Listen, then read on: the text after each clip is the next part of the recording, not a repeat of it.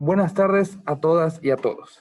Les damos la más cordial bienvenida a la sesión número 363 de este entrenamiento continuo sobre manejo clínico México contra COVID-19. También les damos la bienvenida a las personas que nos siguen a través de nuestras redes sociales, a través de Insabi Educación e Insabi-MX en Facebook. Hoy es un día muy especial. Dará inicio el Seminario Permanente de Atención Primaria de Salud bajo esta plataforma, su plataforma COVIDuty. El objetivo de este evento está centrado en conmemorar la permanencia de esta capacitación para ustedes en todo el país, reconocer el mérito de todo el personal de salud para seguir capacitándose y actualizándose en diferentes temas de salud de forma interdisciplinaria. Y el objetivo principal, inaugurar este seminario permanente de atención primaria de salud todos los días miércoles y continuar con estas sesiones a micrófono abierto, las cuales también estarán disponibles en nuestra plataforma CIESABI, Sistema Educativo de Salud para el Bienestar. El día de hoy nos acompaña el director general del Instituto de Salud para el Bienestar, el maestro Juan Antonio Ferrer Aguilar, quien les dirigirá unas palabras. Adelante, maestro. Buenas tardes. Hola, buenas tardes.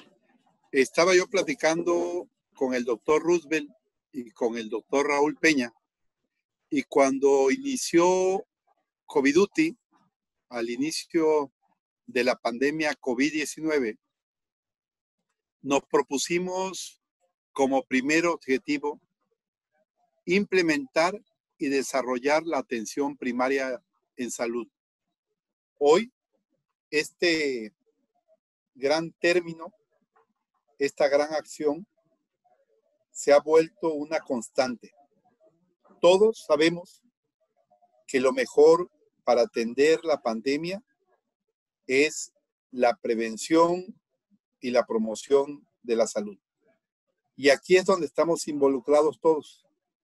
¿Qué estamos tratando de hacer en COVIDuty? Y lo dice muy bien el doctor Raúl Peña y su equipo. Primero, nosotros debemos de fortalecer las competencias y actitudes de todo el personal. Porque ¿qué es lo mejor de una atención médica? La calidad, pero también servir. Y servir a la gente. Porque la capacidad profesional la tenemos todos los médicos, todas las enfermeras y todo el personal de salud. Lo que no podemos perder de vista es el humanismo que caracteriza esta gran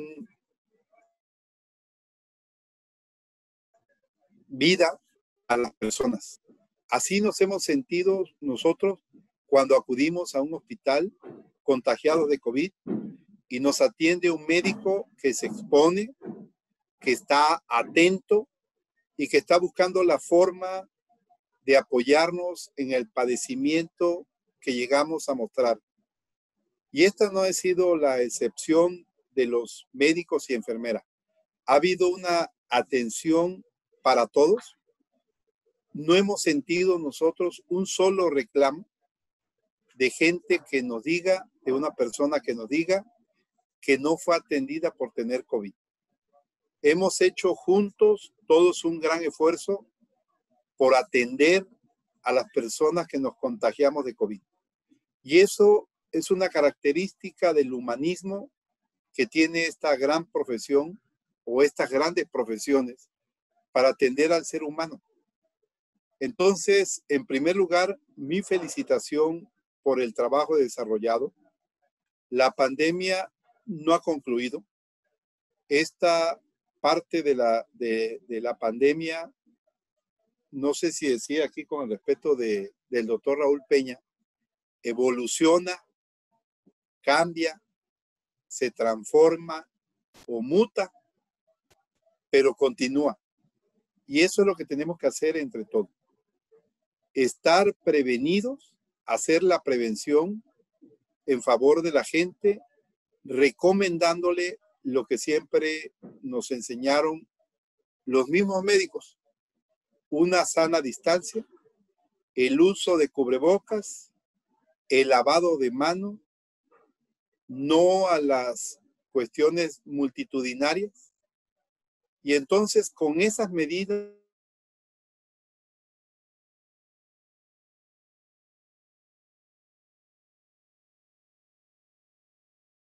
que todavía debemos, es como hoy solamente 6 estados en la República están en semáforo amarillo.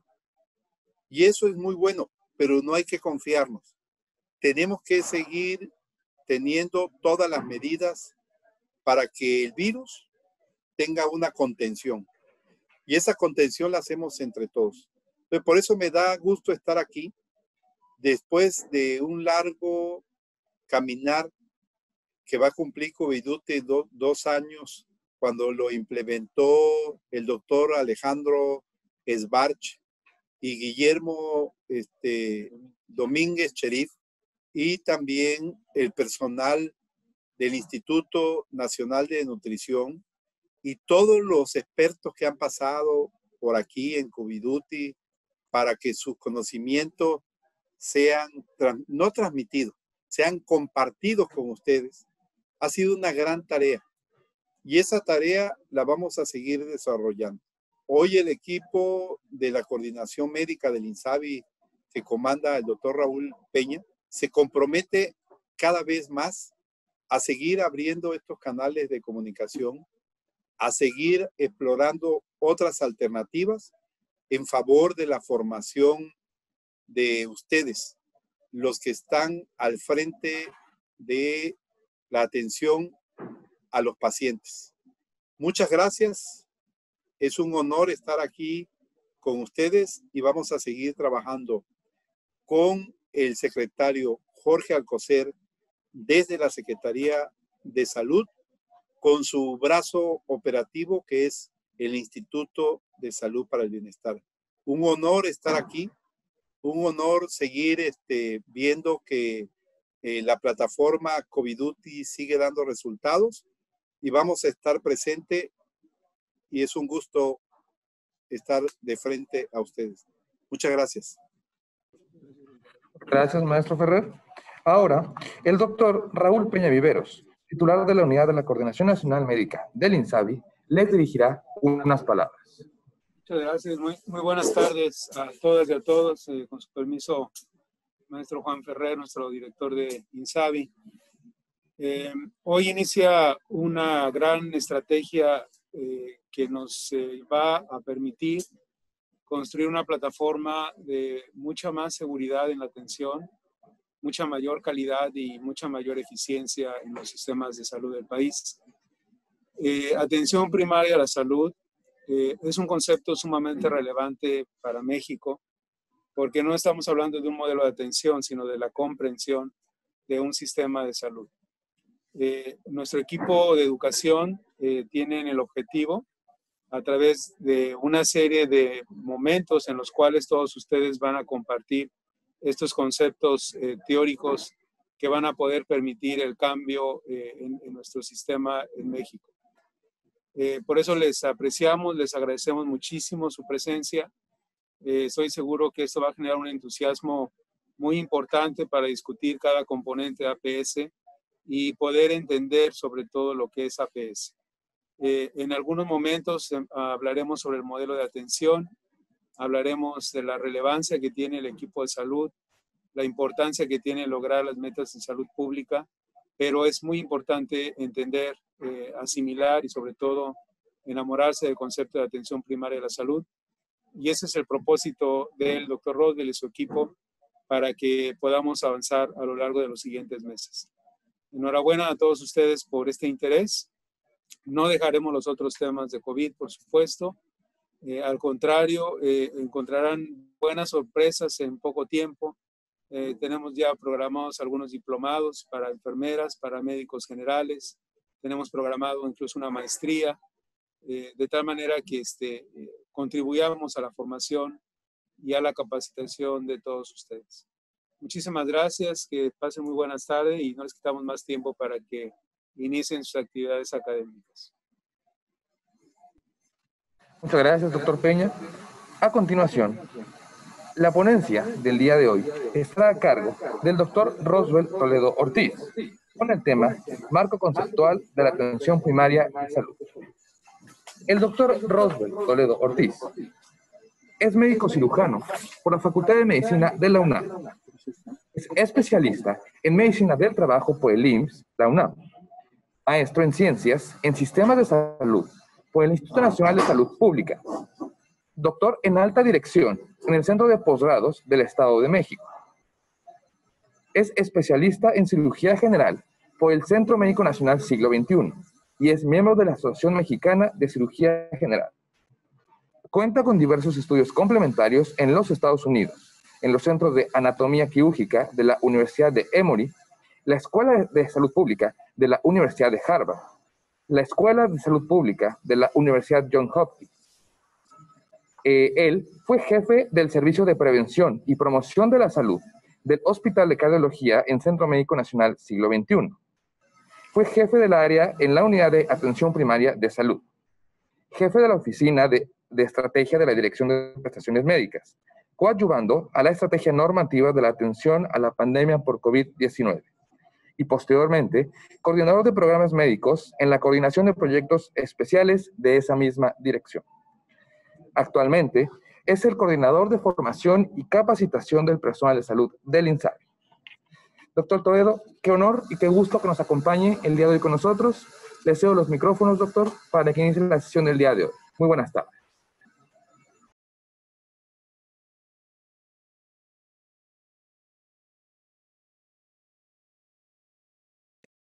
Muchas gracias, doctor Luis Molina. Antes de iniciar, también agradecer al resto del equipo de la Coordinación de Formación y Capacitación del Personal de Salud.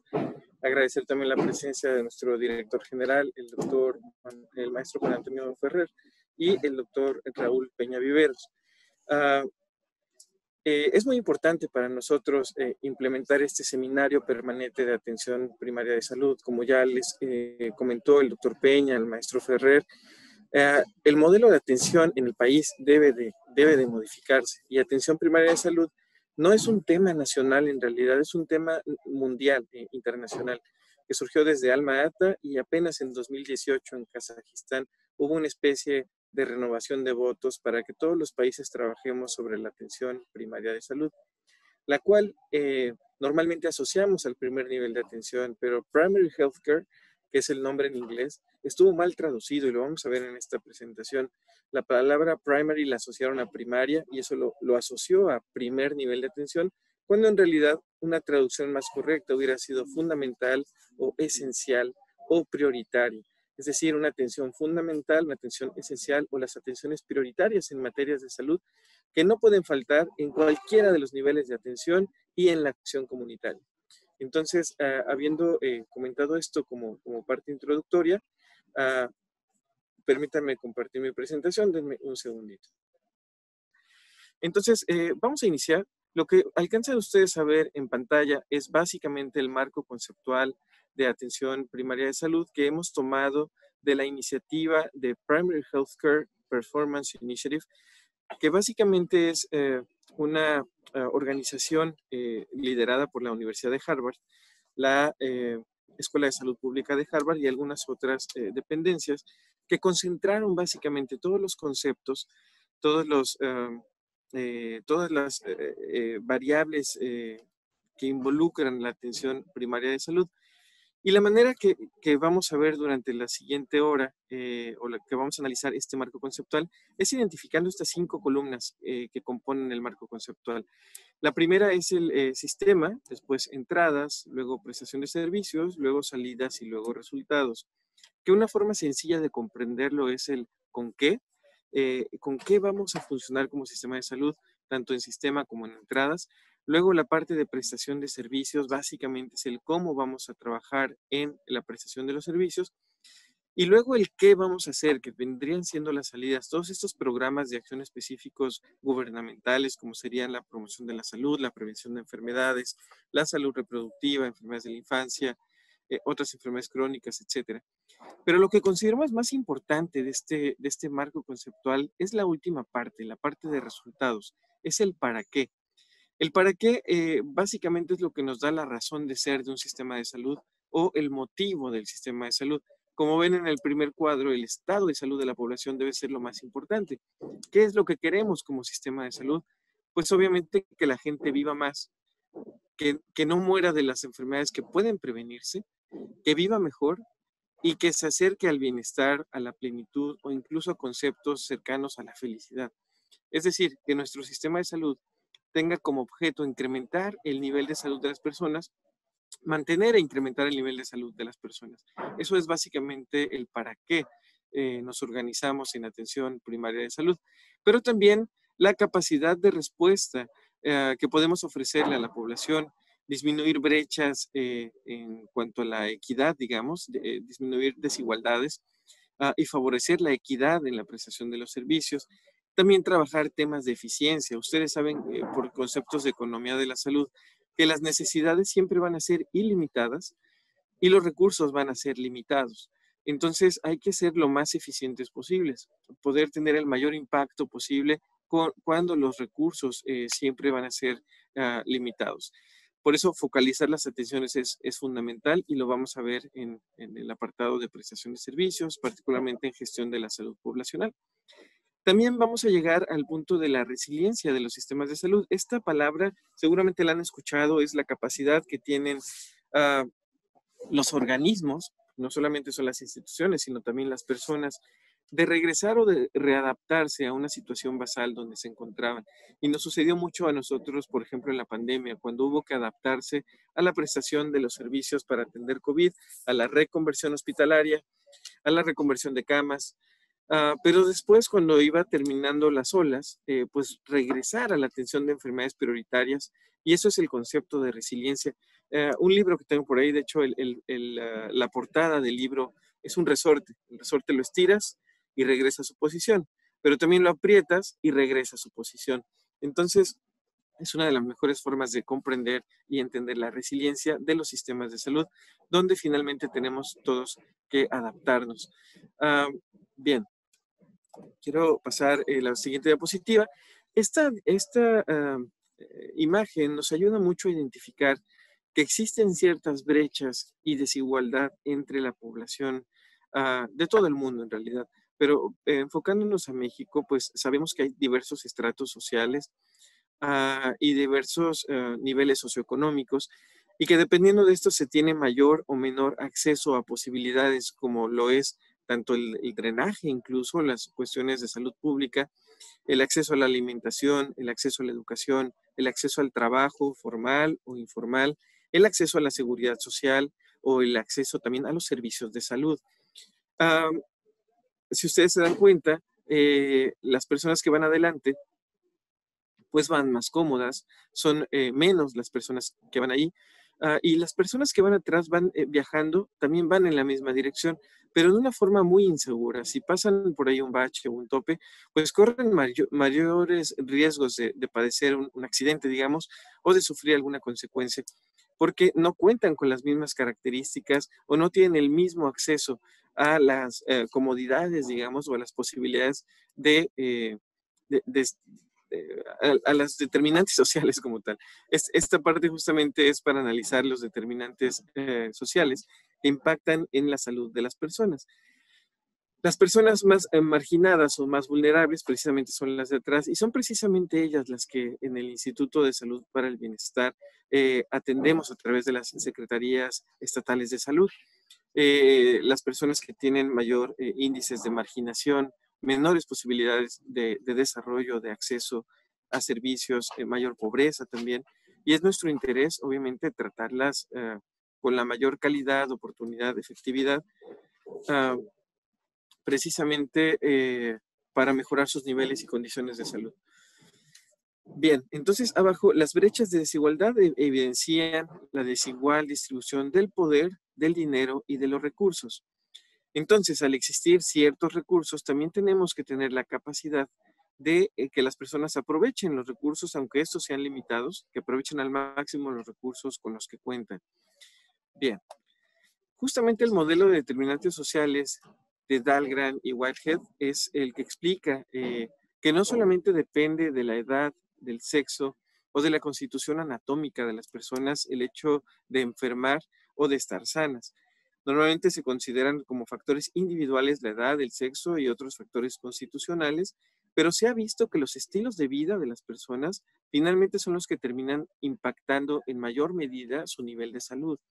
Y me refiero a la alimentación, al ejercicio aeróbico normalmente, y algunos otros hábitos como el tabaquismo, el alcoholismo, etcétera. Ciertos estilos que perjudican el nivel de salud de las personas.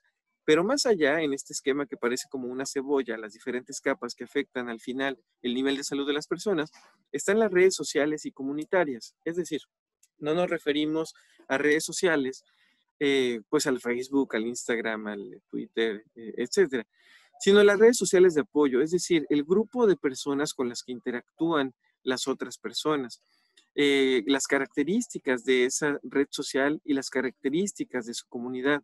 Si en la comunidad llega desde pavimento, agua potable, drenaje, acceso a la alimentación, qué tan comunicada se encuentra hacia otras comunidades que tengan mayores posibilidades de desarrollo, etcétera.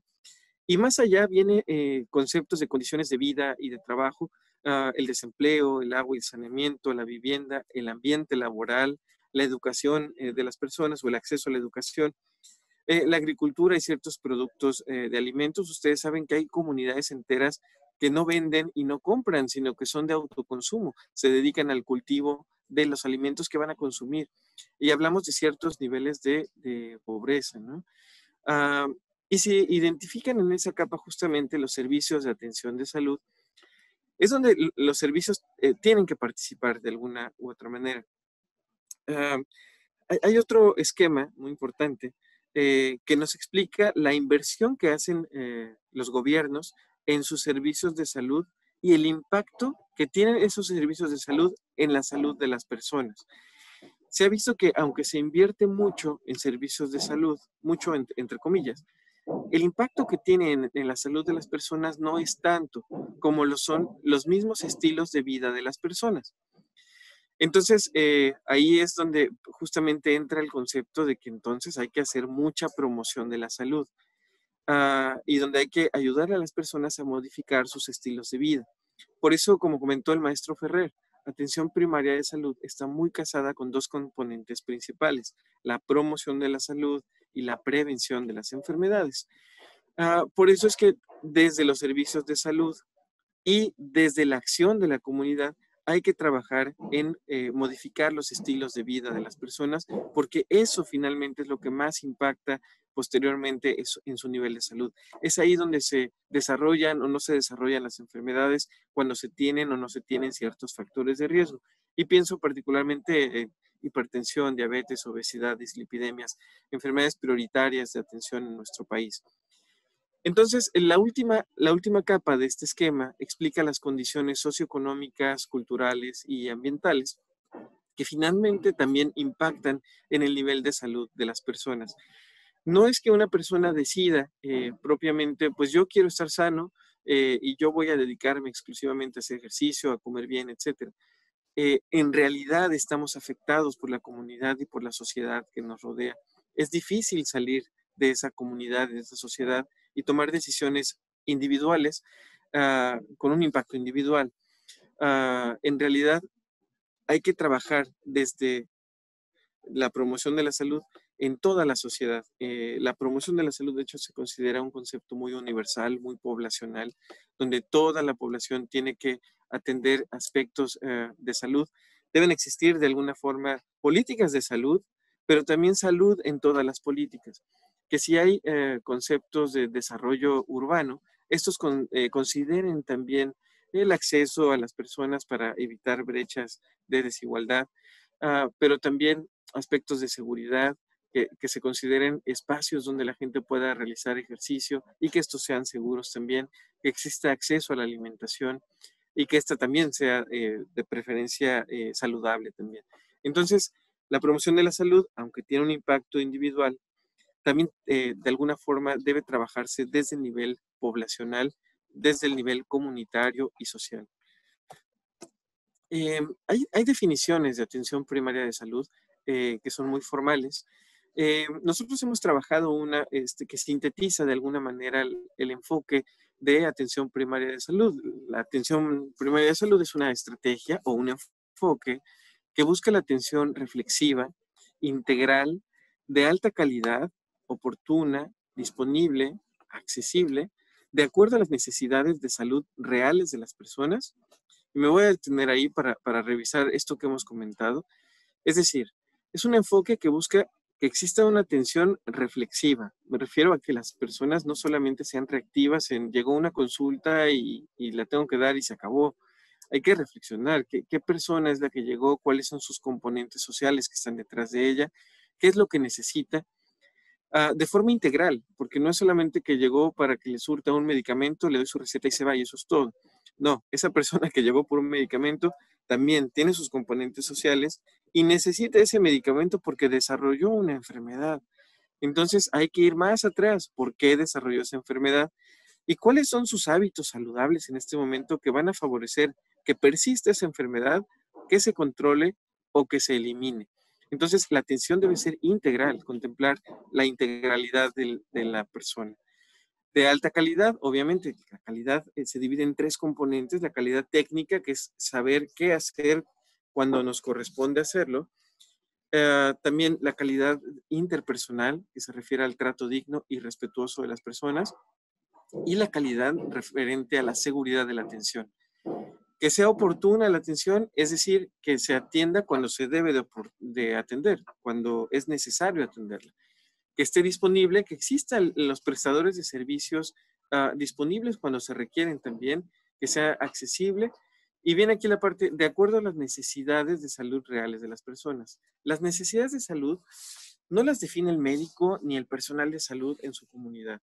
En realidad se construyen, conociendo qué es lo que la comunidad identifica como los temas prioritarios a atender. Ellos saben de qué es de lo que más se enferman, de qué es de lo que más mueren. Y por eso existen toda una organización social, como los comités de salud, que deben acercarse a los centros de salud o a las unidades médicas con el área médica, de enfermería, y construir juntos cuáles son las que se identifican como las necesidades prioritarias de salud de las personas.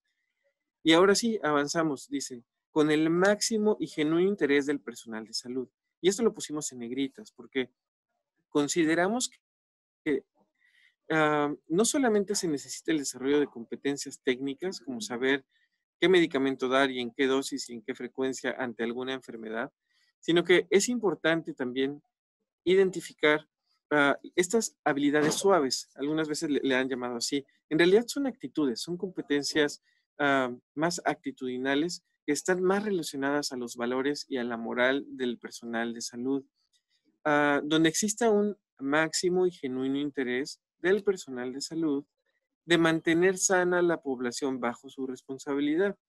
Okay. Y ese personal de salud trabaja en equipo, es organizado, está coordinado, es congruente y es efectivo. Vamos a analizar esta parte. Trabaja en equipo. No es lo mismo que exista un médico y una enfermera y tal vez un promotor de salud o todo un equipo en un hospital como un grupo, donde cada quien hace lo que le toca y se olvidan de los demás y no importa el paciente, sino a mí me pagan para esto y eso es todo. El trabajo en equipo se enfoca y se refiere precisamente a pensarnos como un equipo, no como un grupo o no de forma individual. Ustedes identifican o han analizado los equipos de básquetbol, por ejemplo, ¿no? Es tan importante el poste que bloquea como el ala que tira el tiro de 3 puntos. Todos son importantes, aunque realizan diferentes funciones y no existe realmente una jerarquía en el equipo. Es decir, muchas veces se asocia al médico porque tal vez estudió 1 o 2 años más que la enfermera como el líder del equipo. Eso es un tema de legitimidad. Se asume que la persona que estudió más tal vez conoce más. Pero la verdad es que hemos visto que como las funciones son diferentes, hay muchas funciones que también el equipo de enfermería pudiera desarrollar y llevar a cabo, y ahí es donde entra el concepto del rol ampliado de enfermería, donde ya se capacita o se entrena al personal de enfermería, incluso para poder emitir algunas recetas o recetar algunos medicamentos antiparasitarios, etcétera. Es decir, se amplía el rol para poder atender mejor como equipo, pero también para aprovechar mejor los tiempos. Cuando se le quita la carga, digamos, que pueden resolver otros personajes en el equipo, pues entonces podemos focalizar y atender mejor y darle más tiempo a las personas. Es decir, el enfoque justamente debe de ir hacia el desarrollo del liderazgo y una relación interpersonal con trato digno, correcto y adecuado entre las personas. Permítanme un segundo porque están haciendo un poquito de ruido por acá. Déjenme ver si podemos ver la forma de que no haya ruido por aquí, al menos en la siguiente media hora. Luego, seguimos analizando esta definición. Dice que el equipo es organizado, coordinado, congruente y efectivo. No es que sea algo utópico, la verdad es que se ha visto en otros países que han desarrollado atención primaria de salud que los equipos pueden coordinarse efectivamente y se puede hablar, cuando se hace una referencia o contrarreferencia entre niveles de salud, se puede llamar y a través de los documentos o de llamadas o de correos electrónicos, se puede presentar al paciente y por eso dice ahí el máximo y genuino interés del personal de salud, porque nos interesa que esa persona sea correctamente atendida en el otro lugar y que regrese esa persona y yo le dé continuidad a su atención. Que el personal sea congruente, me voy a detener aquí un momento porque me voy a permitir contarles una anécdota. Está una señora y llega con Gandhi. Gandhi está ahí reflexivo, como maestro, obviamente. La señora le dice, maestro, necesito que hable con mi hijo consume mucho azúcar y le hace daño.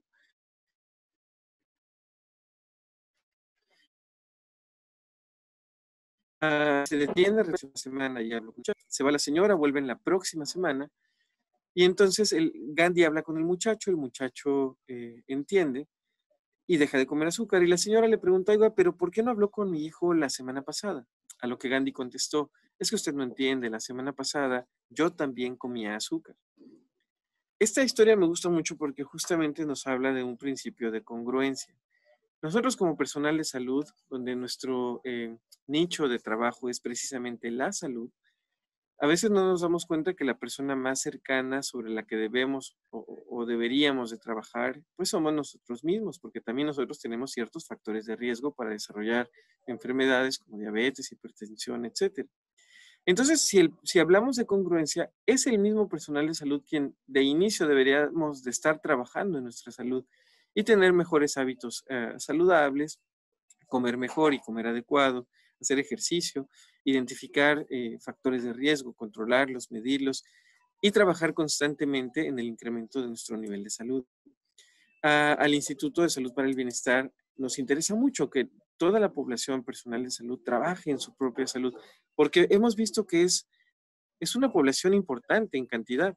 Si todo el personal de salud trabajara en su salud, ya hubiéramos avanzado un gran paso. Créanme que así sería.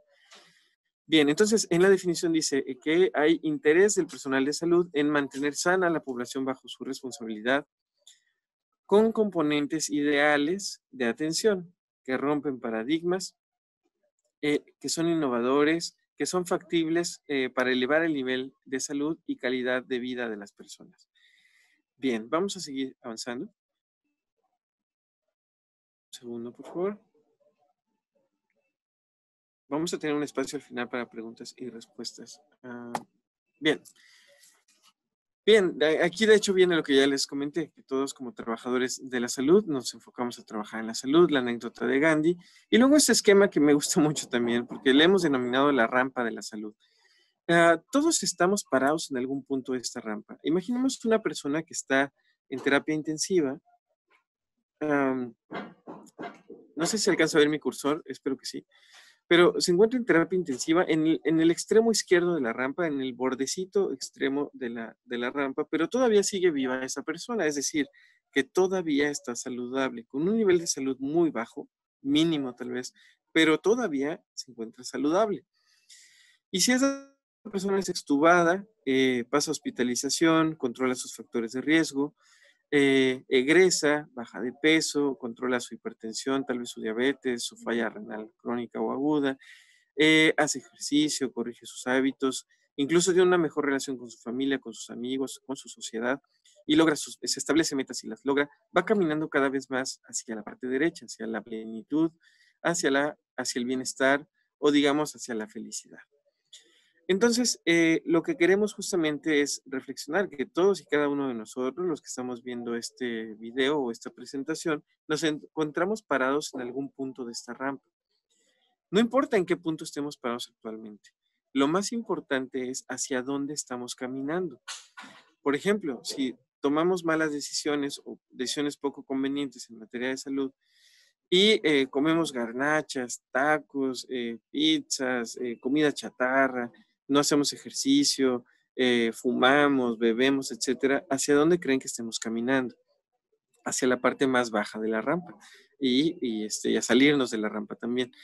Pero si por el contrario tomamos decisiones más convenientes de bajar de peso, una alimentación más balanceada, saludable, de controlar nuestros factores de riesgo o enfermedades que pudieran existir, tomar los medicamentos, cumplir nuestras metas y proyectos, etcétera, pues estaríamos caminando hacia arriba. Independientemente de dónde se encuentren nuestros pacientes, lo importante no es juzgarlos, ni criticarlos, ni regañarlos, porque esa es otra. Nadie aprende a punta de regaños. De hecho, lo mejor es el ejemplo, ustedes lo saben. Las palabras convencen, pero el ejemplo arrastra.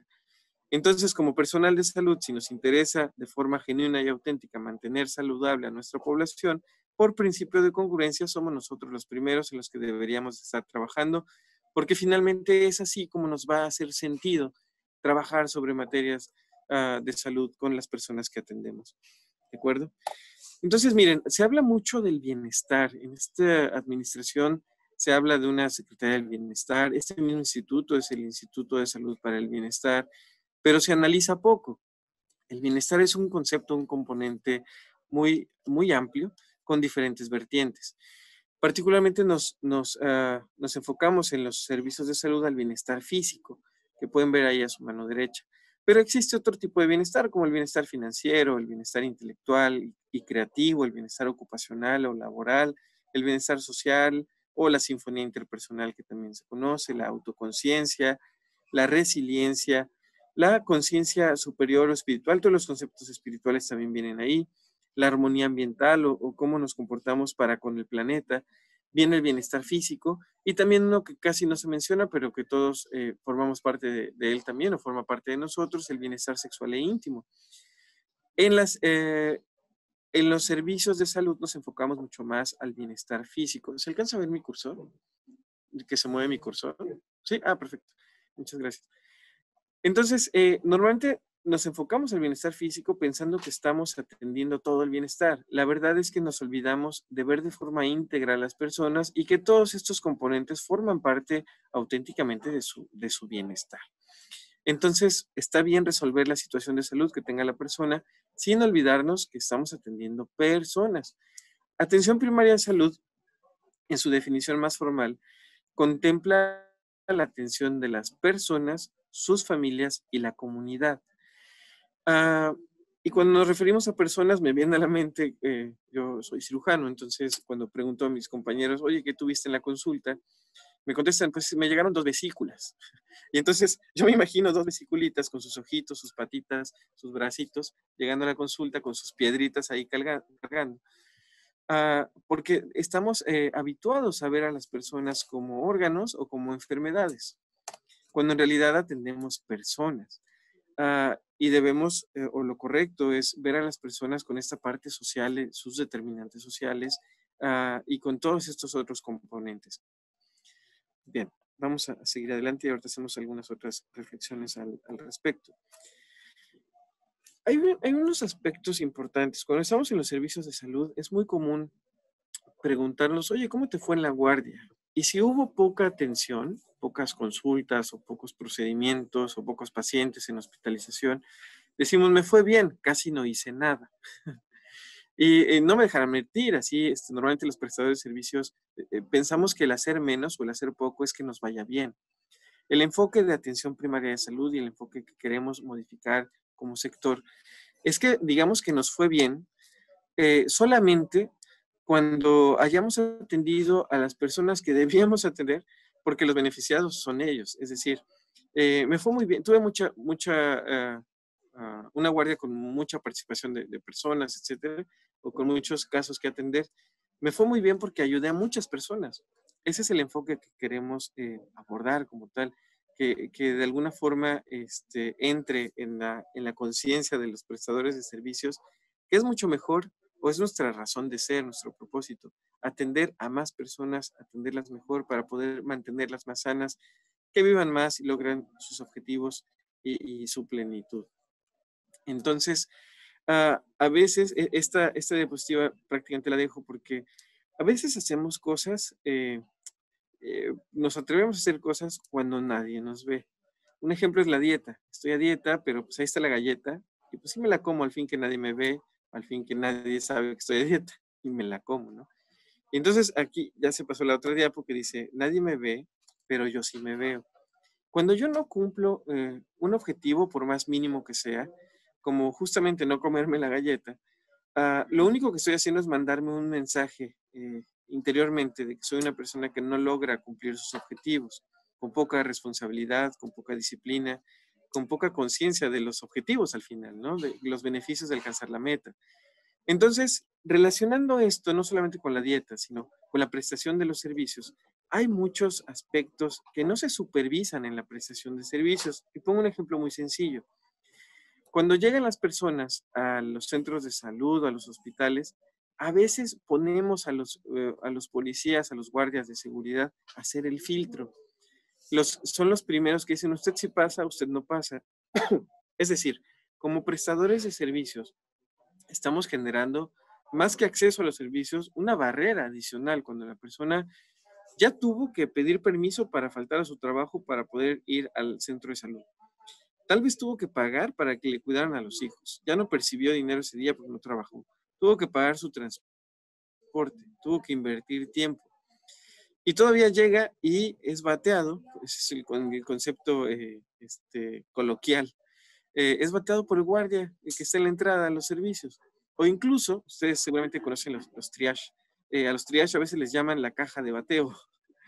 Me da risa porque es real. Que como dice el meme, da risa porque es cierto. Pero pareciera que batear más fuera mejor para los servicios, cuando en realidad hay que hacer un análisis de qué es lo que necesita la persona y tal vez no batear, sino referir a donde corresponde, es lo ideal. Pero hemos tenido mucho tiempo en los servicios de salud esta visión de que hacer menos es mejor para nosotros y nos olvidamos para qué fueron creados los servicios de salud. El artículo 4 constitucional habla del derecho a la protección de la salud de todas las personas en el territorio nacional.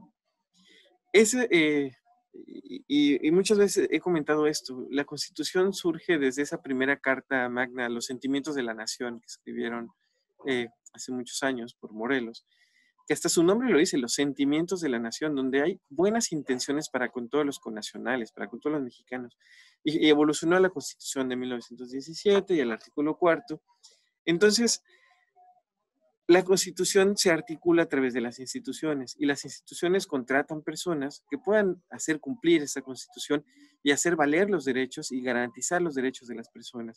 Y si existe el derecho a la protección de la salud, somos nosotros, el personal de salud, en el mismo sistema, los que somos responsables de garantizar el acceso a los servicios y de atender bien a las personas justamente para mantener su nivel de salud e incrementarlo, para hacer valer la Constitución y la visión de esos sentimientos de la nación, digamos. Entonces, ¿quiénes somos cuando nadie nos ve? ¿Cómo aplicamos esto a la prestación de los servicios prácticamente en los servicios de salud? ¿Cómo podemos mejorarlo? ¿Qué depende de nosotros para poderlos mejorar? Bien, voy a avanzar hacia la parte de propósito. ¿Cuál es el propósito de la atención primaria de salud? Y hacemos esta pregunta normalmente, ¿qué esperamos de nuestra familia? Las respuestas podrían ser, pues, comprensión y amor, por ejemplo. ¿Qué espero de mis amigos? Pues, amistad, diversión, confianza. ¿Qué he esperado de mi médico? De mi médico puedo esperar que atine al diagnóstico, como decimos coloquialmente, que tenga calidad técnica. ¿Qué espero de mi enfermera? Pues también que tenga calidad técnica y que me trate de forma, con trato digno, digamos. Y luego viene esa pregunta, ¿qué esperas de tu gobierno? Y si nos detenemos a pensarla, el concepto gobierno siempre es muy abstracto, siempre pensamos como algo externo, un grupo de personas que están allá arriba, ese allá arriba también es algo abstracto, o a veces concentramos la palabra gobierno en una sola persona. Ah, y se nos olvida como tal que las personas las cuales formamos parte de cualquier eh, institución gubernamental, pues somos el gobierno. Entonces, si nosotros somos amigos de alguien, familia de alguien, médico o enfermera de alguien, pues se espera de nosotros confianza, respeto, amor, calidad técnica, trato digno, etcétera. Pero si a nosotros nos paga el gobierno o formamos parte del gobierno, pues obviamente se espera todo eso que dijimos del gobierno, que cumpla el gobierno, ¿no? Pues se espera que nosotros cumplamos, que realicemos nuestro trabajo de la mejor forma, que hagamos valer ese derecho del cuarto constitucional, el derecho a la protección de la salud. Entonces, recordar como tal que en cada nivel de gestión de los servicios de salud, ya sea la parte más operativa en contacto con el paciente o con la comunidad, hasta niveles administrativos un poco superiores, como, no sé, las jurisdicciones, las secretarías estatales, las áreas normativas o de alta dirección en las secretarías, pues tienen su nivel de responsabilidad. Pienso, por ejemplo, en el abasto de medicamentos. Tan responsable es la parte más de alta dirección en gestionar la compra, la distribución, como también la parte más operativa de detectar cuáles son los medicamentos que se necesita porque conoce a su población, porque ha hecho un diagnóstico situacional de su población muy correcto, sabe cuántas embarazadas tiene, cuántas personas que viven con diabetes, que viven con hipertensión, cuántos niños menores de tantos años, etcétera. Cada quien ha hecho su trabajo para definir y diagnosticar de alguna forma qué es lo que se necesita. También identifican cuando se va terminando y hacen sus registros y hacen sus reportes y los suben a las instancias correspondientes. Uh, entonces, en todos los niveles existen ciertas responsabilidades que cada uno debe de atender. Y entonces, como todos formamos parte del gobierno, pues cada quien en su nicho de responsabilidad podemos hacer valer este derecho cumpliendo las funciones para las que fuimos encomendados. Y entonces ahí pensamos, ¿de quién depende el cambio? Uno siempre culpa a este abstracto gobierno. ¿Cuándo somos nosotros los prestadores de servicio gubernamentales, digamos, servidores públicos, de quien depende realmente el cambio? Entonces, mire, nosotros como personal de salud somos esos garantes de derecho. Aquí hay un concepto muy interesante. Hemos dividido a la población entre derechohabientes y no derechohabientes. Casi siempre lo asociamos, o mejor dicho, lo asociamos a la seguridad social. Derechohabientes de la seguridad social, no derechohabientes de la seguridad social. Siempre nos falta el apellido. Porque si somos muy estrictos, todos tenemos derecho al cuarto constitucional, seamos o no derechohabientes de la seguridad social. Entonces, todos somos derechohabientes. Y el personal de salud somos el instrumento del Estado mexicano para garantizar el derecho a la salud de forma digna, respetuosa, efectiva y oportuna. Entonces, ¿por qué es importante migrar la visión hacia la derechohabiencia? Pues para recordar que somos ciudadanos y tenemos derechos y que como prestadores de servicios de salud somos los garantes de esos derechos. No sé si ustedes recuerdan, pero la Secretaría de Salud hace muchos años, cuando inició, se llamaba Secretaría de Salud y Asistencia. Es decir, se podía hacer por las personas lo que alcanzaba a hacer. Era muy asistencial, lo que se podía hacer. Evolucionó el concepto hacia que es un derecho. La protección de la salud es un derecho. Y todos los mexicanos tienen este derecho. Y entonces los prestadores debemos garantizarlo. En esta diapositiva lo que vemos, preguntaríamos, ¿qué ven aquí? Todos contestarían una enfermera tomando la presión. La siguiente pregunta sería, ¿esto es atención primaria de salud? Algunos de ustedes contestarían que sí, otros contestarían que no, y otros contestarían la respuesta más correcta, que es depende. Depende con qué enfoque lo esté haciendo esta enfermera. Si esta enfermera, llegó esta señora, le dolía la cabeza, llegó de urgencia a la consulta y la enfermera, y perdón por hablar solamente de enfermería, la verdad es que hay muchos ejemplos también del área médica, pero bueno, este lo tomé como el ejemplo más sencillo y más común.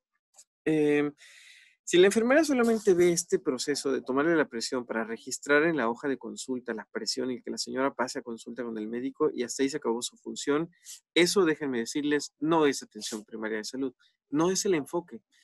Es una atención más reactiva, más patogénica, enfocada totalmente hacia la enfermedad.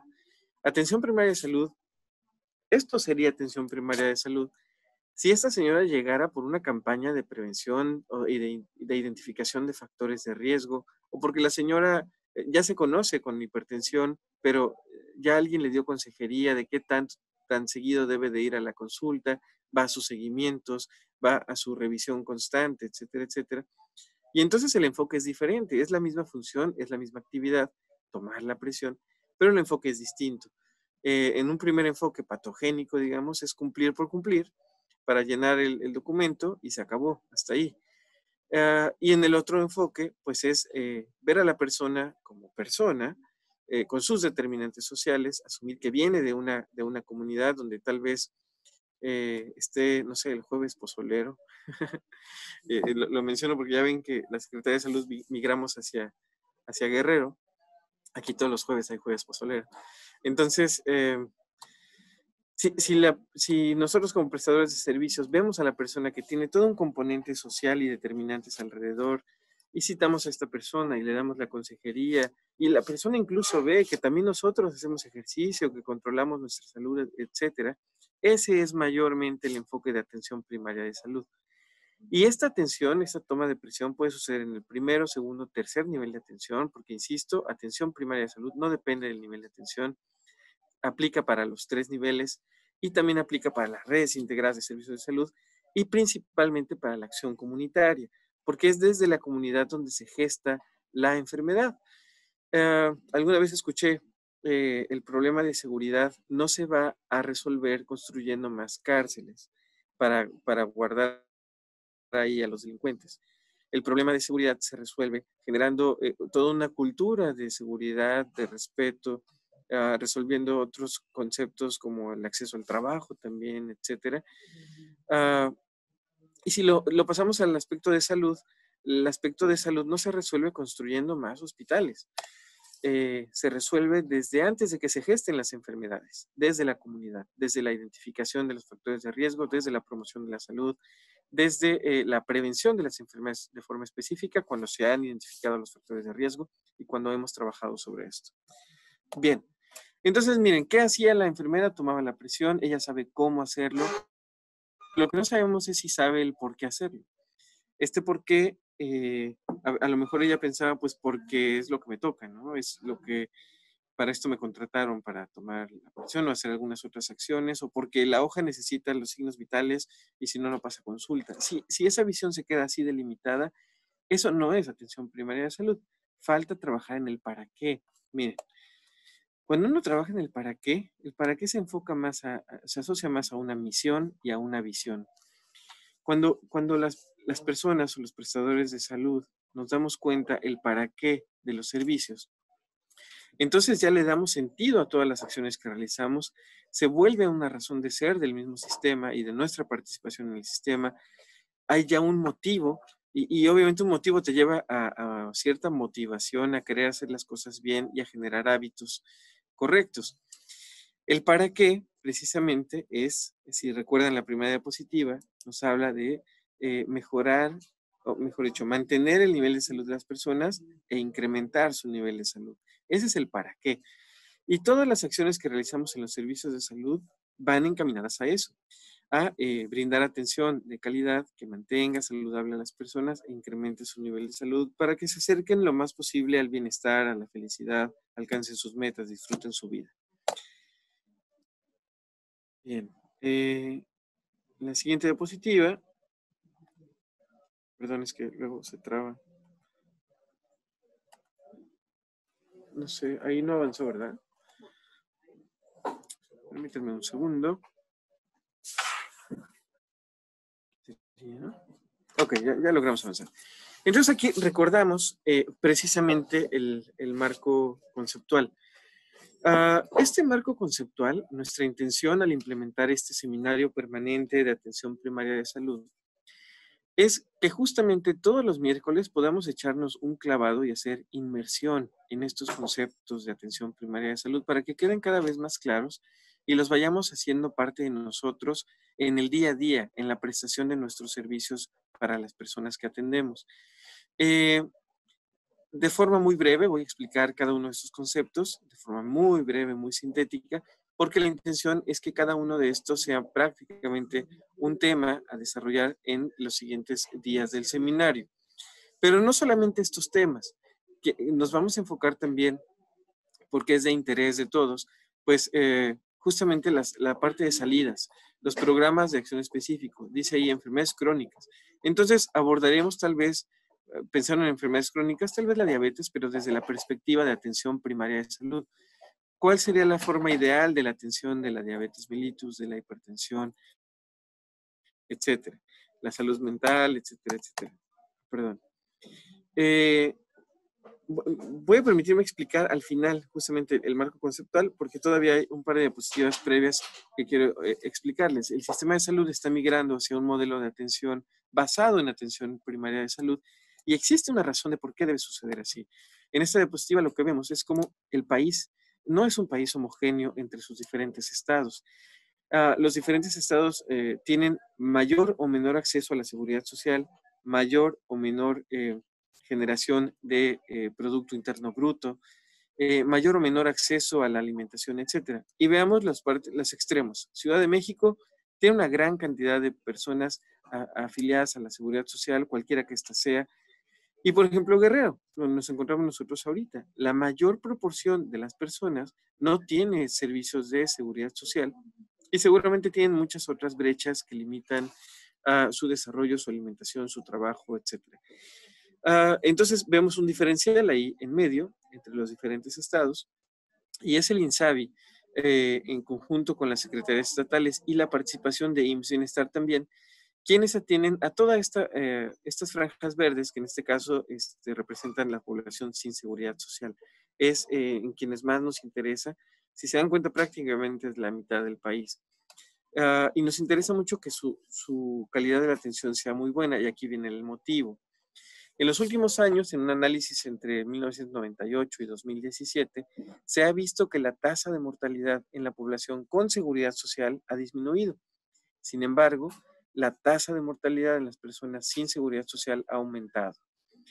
Y esto puede tener varias explicaciones, ya lo decíamos: el acceso al agua potable, el acceso a la alimentación, el acceso a los servicios de salud y a los demás determinantes sociales que vimos en este gráfico de la cebolla, digamos, de Whitehead.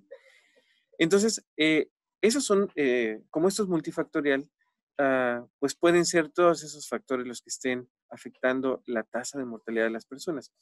Fíjense que lo que queremos como sector salud es disminuir esa tasa de mortalidad, no solamente el nivel que tienen las personas con seguridad social, sino al mínimo posible. Que las personas vivan más y que no se enfermen de lo que se puede prevenir, y que si enferman, pues sean tratadas adecuadamente y oportunamente y recuperen su nivel de salud lo antes posible para que no generen discapacidades y logren vivir una vida más plena o más cercana al bienestar. Si consideramos factores específicos de los sistemas de salud del país y queremos analizar o comparar entre lo que brinda la seguridad social y los servicios sin seguridad social, vemos diferencias muy claras, como el tema, por ejemplo, de la continuidad de la atención. Para entender la continuidad de la atención la explicamos de forma horizontal y de forma vertical. La horizontal es que todos sepamos la historia del paciente y cómo le ha ido en los servicios de salud a través de un expediente clínico. Ahí hay continuidad. Pero también la vertical, que cuando se manda un paciente de primero a segundo o a tercer nivel, exista también información, exista comunicación entre los tres niveles de atención, para ver qué le va a hacer el segundo nivel y qué le va a hacer luego el primer nivel para darle igual continuidad a su tratamiento, a su manejo, etc. Entonces, del lado de la seguridad social existe un mayor, digamos que una mayor continuidad de la atención. Esa no es perfecta ni ideal, pero existe mayor continuidad de la que se ve en los servicios sin seguridad social. Hay fallas en los expedientes clínicos, hay una deficiente coordinación entre los niveles, o podríamos decirlo así, tal vez no hay el interés suficiente para, como veíamos en la definición de APS, un interés genuino y auténtico para que a las personas les vaya mejor. Estoy generalizando, yo estoy seguro que en los servicios de salud existe gente excelente que sí guarda esta misma visión, no porque conozca el concepto de APS, sino porque de forma natural sabe cuál es su misión en los servicios de salud y la aplica. Luego, la Seguridad Social ve una atención por panel. ¿A qué me refiero con esto? Identifica muy bien cuál es la población bajo su responsabilidad. De hecho, le llama población adscrita a consultorio o a médico familiar. Ya está asignado su médico, su consultorio, su turno. Y en ocasiones hemos visto que en la población sin seguridad social, pues se asigna más un territorio que una persona. Y a veces este territorio es inespecífico y no se identifica muy bien realmente el panel o la responsabilidad de atención del grupo de salud.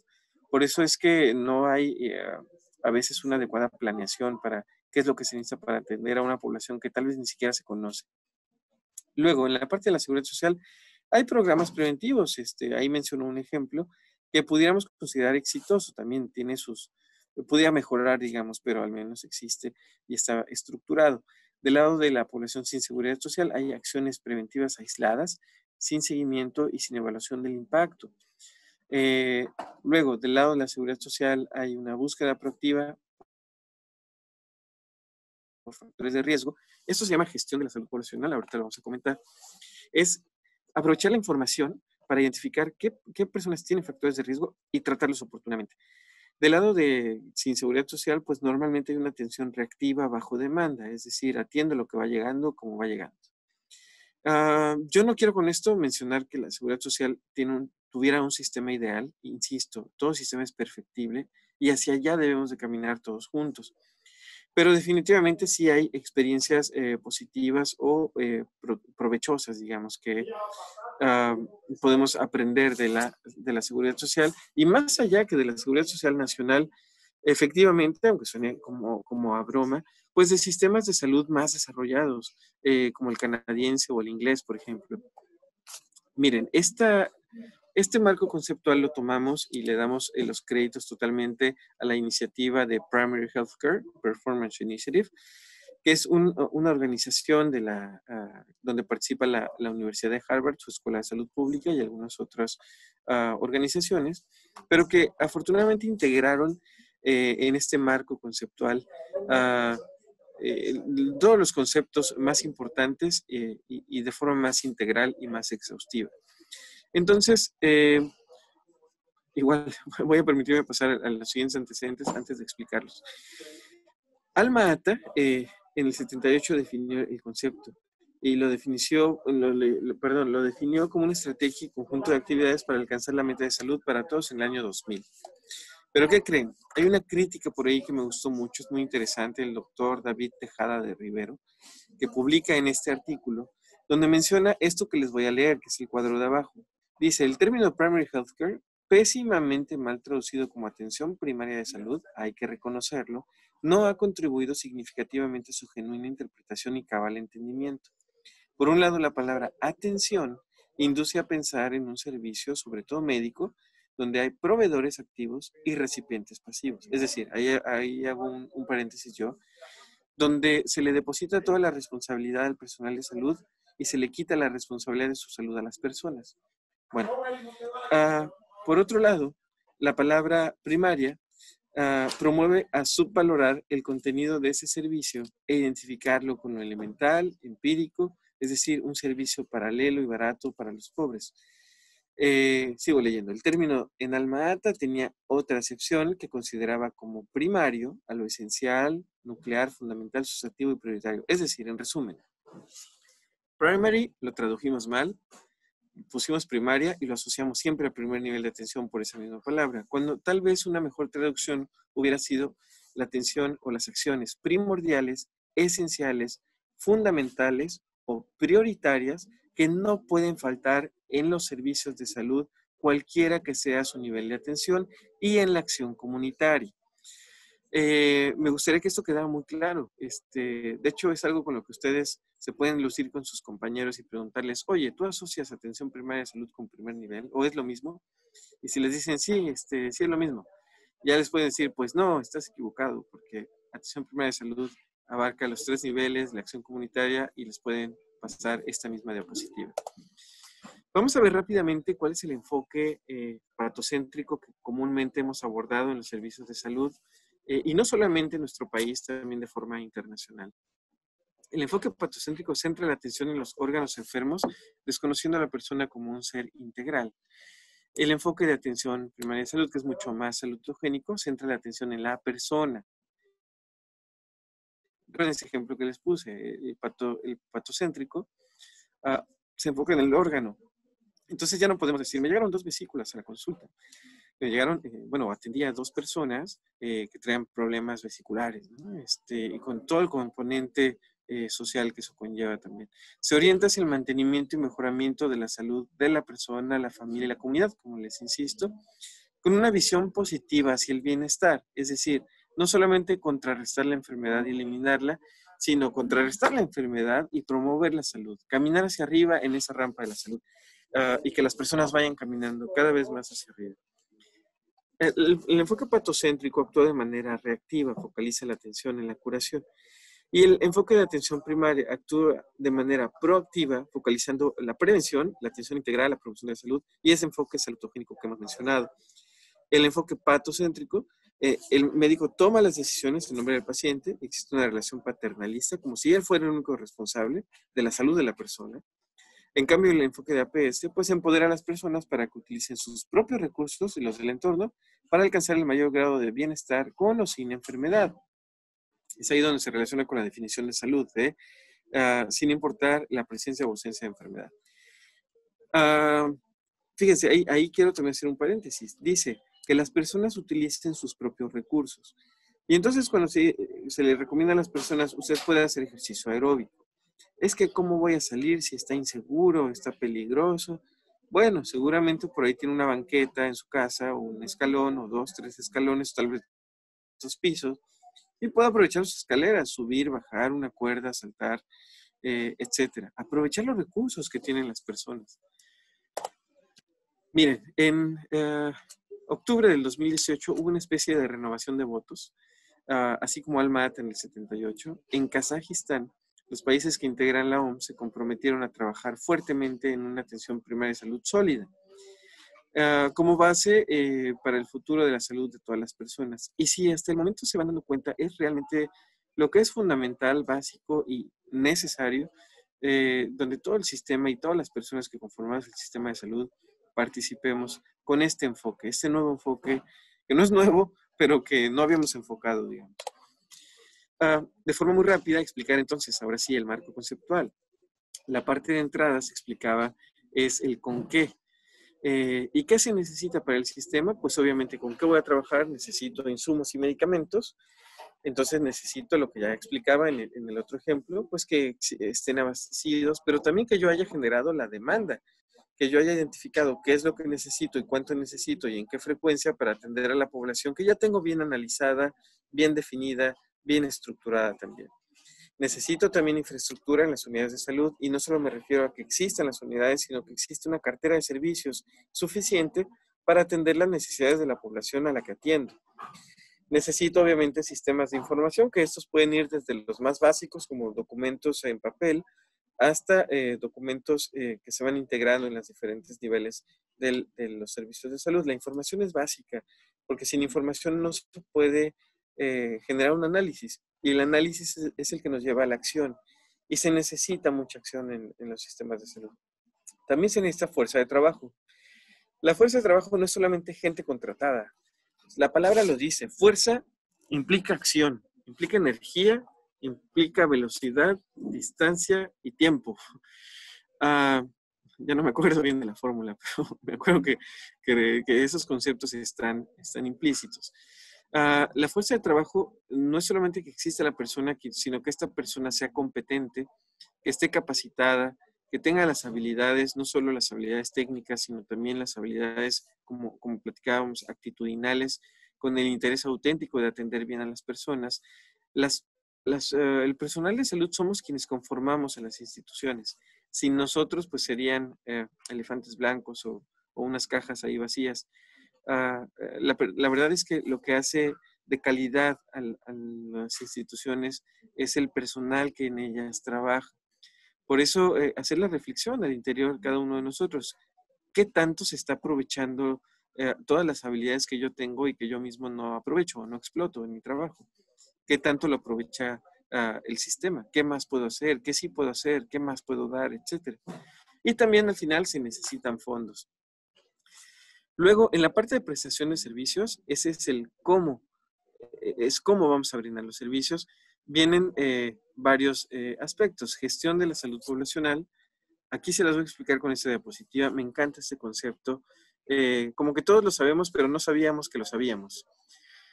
La gestión de salud poblacional se basa en que identifiquemos primero en nuestro nicho poblacional las personas desde sus factores de riesgo. ¿Quiénes tienen probabilidades de desarrollar diabetes o hipertensión? Voy a poner esos ejemplos. Pero no solo los que tienen los factores de riesgo, sino quienes ya tienen la enfermedad pero está controlada. Quienes tienen la enfermedad pero está descontrolada. Quienes tienen la enfermedad que está descontrolada y aparte tiene complicaciones. Entonces, si se dan cuenta, eso nos plantea ciertos estratos, ciertos niveles o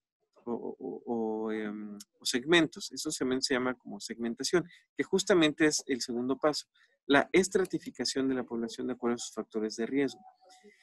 Conociendo eso, nosotros ya podemos ser más eficientes y podemos saber que a los que solamente tienen la probabilidad de desarrollar la enfermedad, pero que no la tienen, pues les tenemos que dar charlas de promoción de la salud, los vamos a citar para evitar que desarrollen la enfermedad.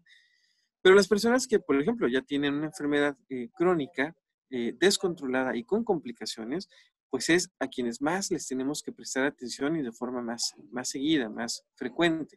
Entonces los vamos a citar más seguido, les vamos a hacer estudios más seguido, y es así como focalizamos la atención de acuerdo a lo que cada quien necesita. Luego, el siguiente componente es el seguimiento proactivo. Es decir, que haya un interés por, perdón, de verdad saber cómo le está yendo a las personas que estamos atendiendo. Y entonces ahí la continuidad de la atención. Enfocarnos precisamente a cada cuándo los vamos a citar y cómo le está yendo y cuál es su seguimiento, y aprovechar el momento para dar otras recomendaciones, consejería, etc. La última parte es la parte de vinculación. La parte de vinculación se relaciona con que no es el desarrollo de liderazgo entre el personal de salud para que aprovechen en el municipio, por ejemplo, las aportaciones que pueda hacer el presidente municipal o el sistema de colaboradores sociales, el comité de salud, la sociedad organizada como tal, para trabajar sobre la salud de las personas, mejorar sus condiciones, su entorno social, esos determinantes sociales que ya hemos comentado en las primeras diapositivas. ¿De acuerdo? Bueno, entonces, por ejemplo, de la fuerza de trabajo, lo que les comentaba, las competencias, por eso se necesita la capacitación continua y por eso agradecemos el interés de todos ustedes de capacitarse, de formarse, de incrementar sus competencias, sus habilidades y de mantenerse actualizados. Por eso la importancia de haber desarrollado este seminario permanente. Entonces, miren, aquí viene un interés auténtico y genuino para mantener saludable la población bajo su responsabilidad. Eso es lo que el enfoque, digamos. La competencia no solo es la calidad técnica, sino desarrollar también estas partes suaves o sutiles que tienen más que ver con valores y principios de las personas, interesarnos por las demás personas. Hay una publicación que pusimos recientemente en Insabi Educación, donde pues no es propiamente un filósofo, sino un maestro, comenta que no puede haber una persona, un profesional excelente si no es una buena persona. Entonces, les recomiendo que la revisen, es una entrevista muy interesante. No se puede ser un profesional de la salud excelente, por más que estudiemos y sepamos, tengamos mucha calidad técnica, si no existe el trato digno, amable y respetuoso para con las demás personas y para con nuestros compañeros y para con nuestra familia y nuestra sociedad también. Es decir, a lo que quiero llegar con esto es que antes de empezar a trabajar hacia afuera, las personas siempre debemos trabajar hacia adentro, en el desarrollo de estas competencias suaves, actitudes, y eso se logra teniendo una visión muy clara y una misión, un para qué. ¿Para qué hacemos lo que hacemos? Y si lo que estamos haciendo no es realmente nuestro para qué, pues es más conveniente dejarlo, buscar nuestro verdadero para qué y dejar el espacio a otra persona que su para qué sí sea esto, ¿no? Atender mejor a las personas, mantenerlas sanas, por el bienestar de todos. Luego, la distribución equitativa de la fuerza de trabajo. También muy importante, es el enfoque de atención primaria de salud considera que si hay más población para atender, pues haya más personal para atenderla. Y ese es el enfoque hacia el cual estamos trabajando. No es que ya exista actualmente, pero hacia allá está trabajando el sistema, a distribuir mejor a la población y a los recursos. Y en los diferentes niveles en los que nosotros nos encontremos.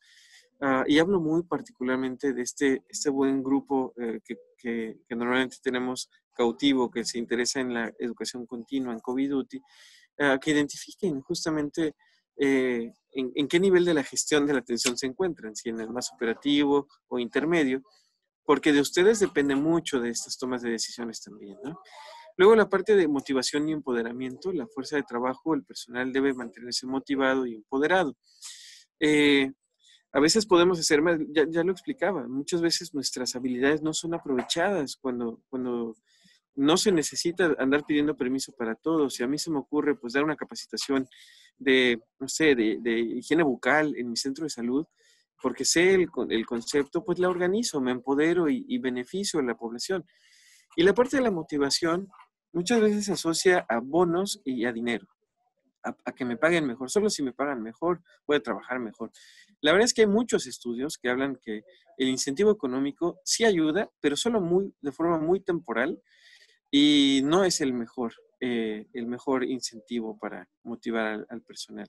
Insisto, el mejor motivo es encontrar el para qué de cada persona, encontrarle sentido a su trabajo. Pero también una buena motivación es el reconocimiento. Es fundamental el reconocimiento de las cosas buenas que suceden en nuestro entorno laboral. Casi siempre nos enfocamos a los problemas. Hay un ejercicio que le pone una maestra a los alumnos, les pone una hoja blanca y pone un punto negro al centro. Un puntito que apenas sí se ve. Y se describan. Y los alumnos, bueno, es un punto que está al centro, un poco a la derecha, es redondo, es negro, tiene unos bordes ahí ondulados. Y al final la maestra dice, bueno, ¿qué? Yo les dije describan. Y ustedes se enfocaron solamente en la mancha, se enfocaron en describir el punto. Ustedes podían hablarme de... Imagínense que eso es un error. Y ustedes solamente me hablaron del error. Y no me hablaron de toda la hoja blanca que ha salido muy bien y que sí ha funcionado. Entonces, esa fue una buena lección para los alumnos. No enfocarse solamente en el error o los problemas, sino también reconocer las cosas buenas que hacemos por las demás personas. El reconocimiento entre los profesionales es fundamental. Es mucho más bonito también cuando el reconocimiento viene de los pacientes, porque es a las personas a las que beneficiamos también. Bien, avanzo más rápido porque todavía hay algunas diapositivas. En cuanto a disponibilidad de los servicios de salud,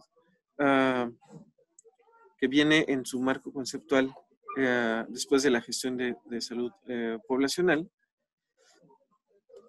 nos enfocamos precisamente a que el personal esté disponible, es decir, que esté cuando se necesita y donde se necesita. Hay un concepto que se llama ausentismo. El ausentismo es cuando la gente falta a su trabajo, ¿no? Pero hay otro concepto más interesante que se llama presentismo. El presentismo es cuando sí va, pero no trabaja. Ese es el que más afecta como tal a todas las instituciones y organizaciones. Entonces, identificar realmente si estoy yendo a trabajar, qué tanto de mis habilidades se están aprovechando y ser muy consciente que sí puedo hacer más. Normalmente puedo hacer más de lo que se me solicita. La competencia del personal de salud, pues obviamente que si no tengo las habilidades para realizar algo, me mantenga en capacitación, busque algún curso, me acerque al experto, desarrolle mis competencias para atender mejor a las personas. La motivación, ya hablamos un poquito de esto con el tema del reconocimiento, el respeto y confianza entre las personas y el personal de salud, que también es fundamental. Es uno de los objetivos prioritarios en esta administración, el trato digno hacia las personas. No es suficiente con resolverles o darles su medicamento. El trato hacia las personas es muy importante. Las personas, cada persona somos lo más valioso que tenemos, cada persona. Entonces, es muy importante que se nos identifique como algo valioso, pues, y se nos trate de forma amable, digna, con una sana convivencia, etc. Y la parte de seguridad, insistía yo, la calidad se divide en calidad técnica, calidad interpersonal, que es el trato digno, y la parte de seguridad. Que la atención en los servicios no perjudique a las personas.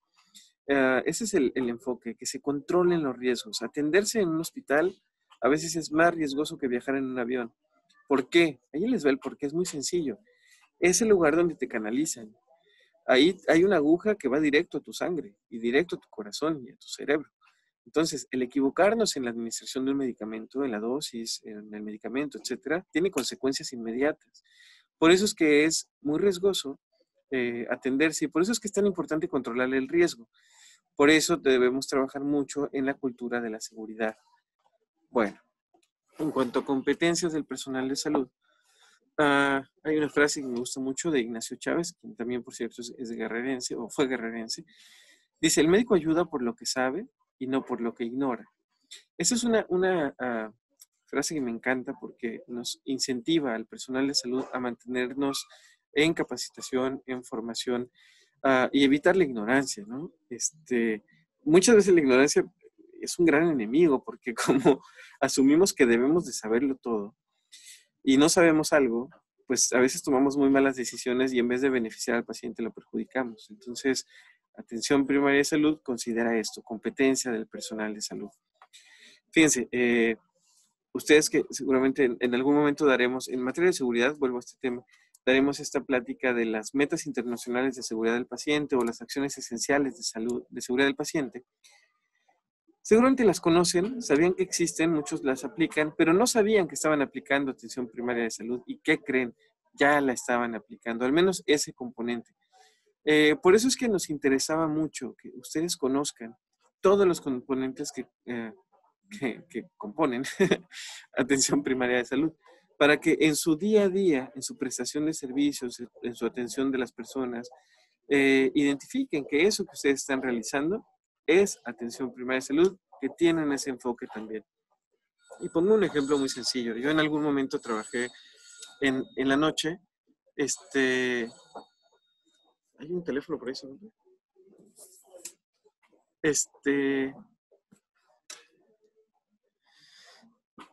Perdón, les decía, hay un ejemplo que me gusta mucho poner. Yo ya estudiaba estos conceptos de atención primaria de salud y trabajaba en las noches y llegó una consulta a las 3 de la mañana y normalmente la visión de todo el personal de salud es, ay, ¿por qué llegó una consulta a las 3 de la mañana? Ni siquiera ha de ser una urgencia. ¿Por qué llegó una consulta? Como si lo mejor fuera no atender, fíjense. Tenemos esa idea en la cabeza, que lo mejor es, mientras menos, mejor. Cuando no, lo mejor es atender lo que se necesita cuando se necesita, porque esa es la razón y el para qué de los servicios. Entonces yo me levanté muy gustoso a atender mi consulta a las 3 de la mañana. En ese momento estaba descansando, no había algo que hacer.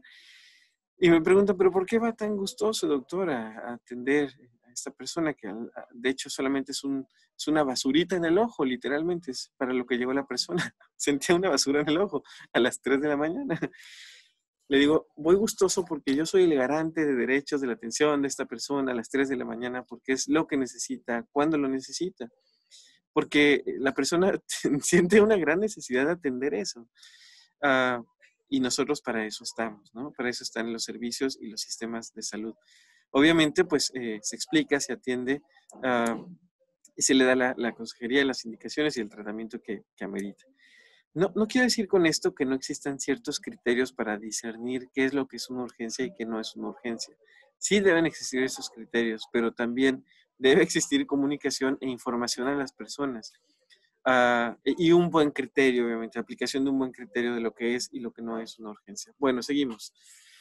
De la competencia del personal de salud, sí me gustaría abordar justamente este aspecto de forma detallada, porque no solamente son los conocimientos, habilidades y aptitudes que los prestadores de servicios tienen y demuestran para brindar servicios de alta calidad con éxito y eficacia.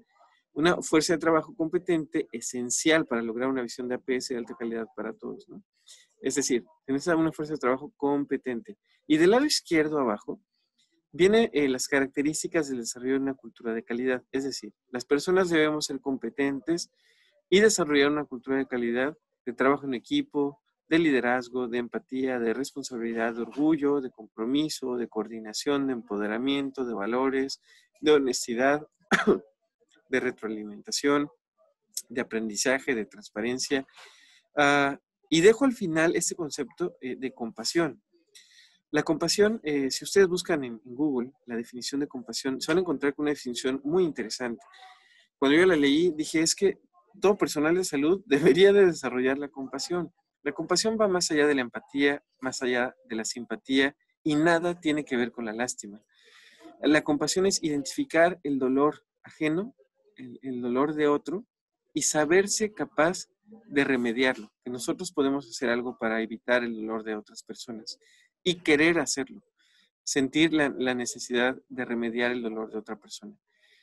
Este tema lo explicamos en algún momento, en alguna presentación de manejo de heridas y estomas, de las clínicas de heridas y estomas.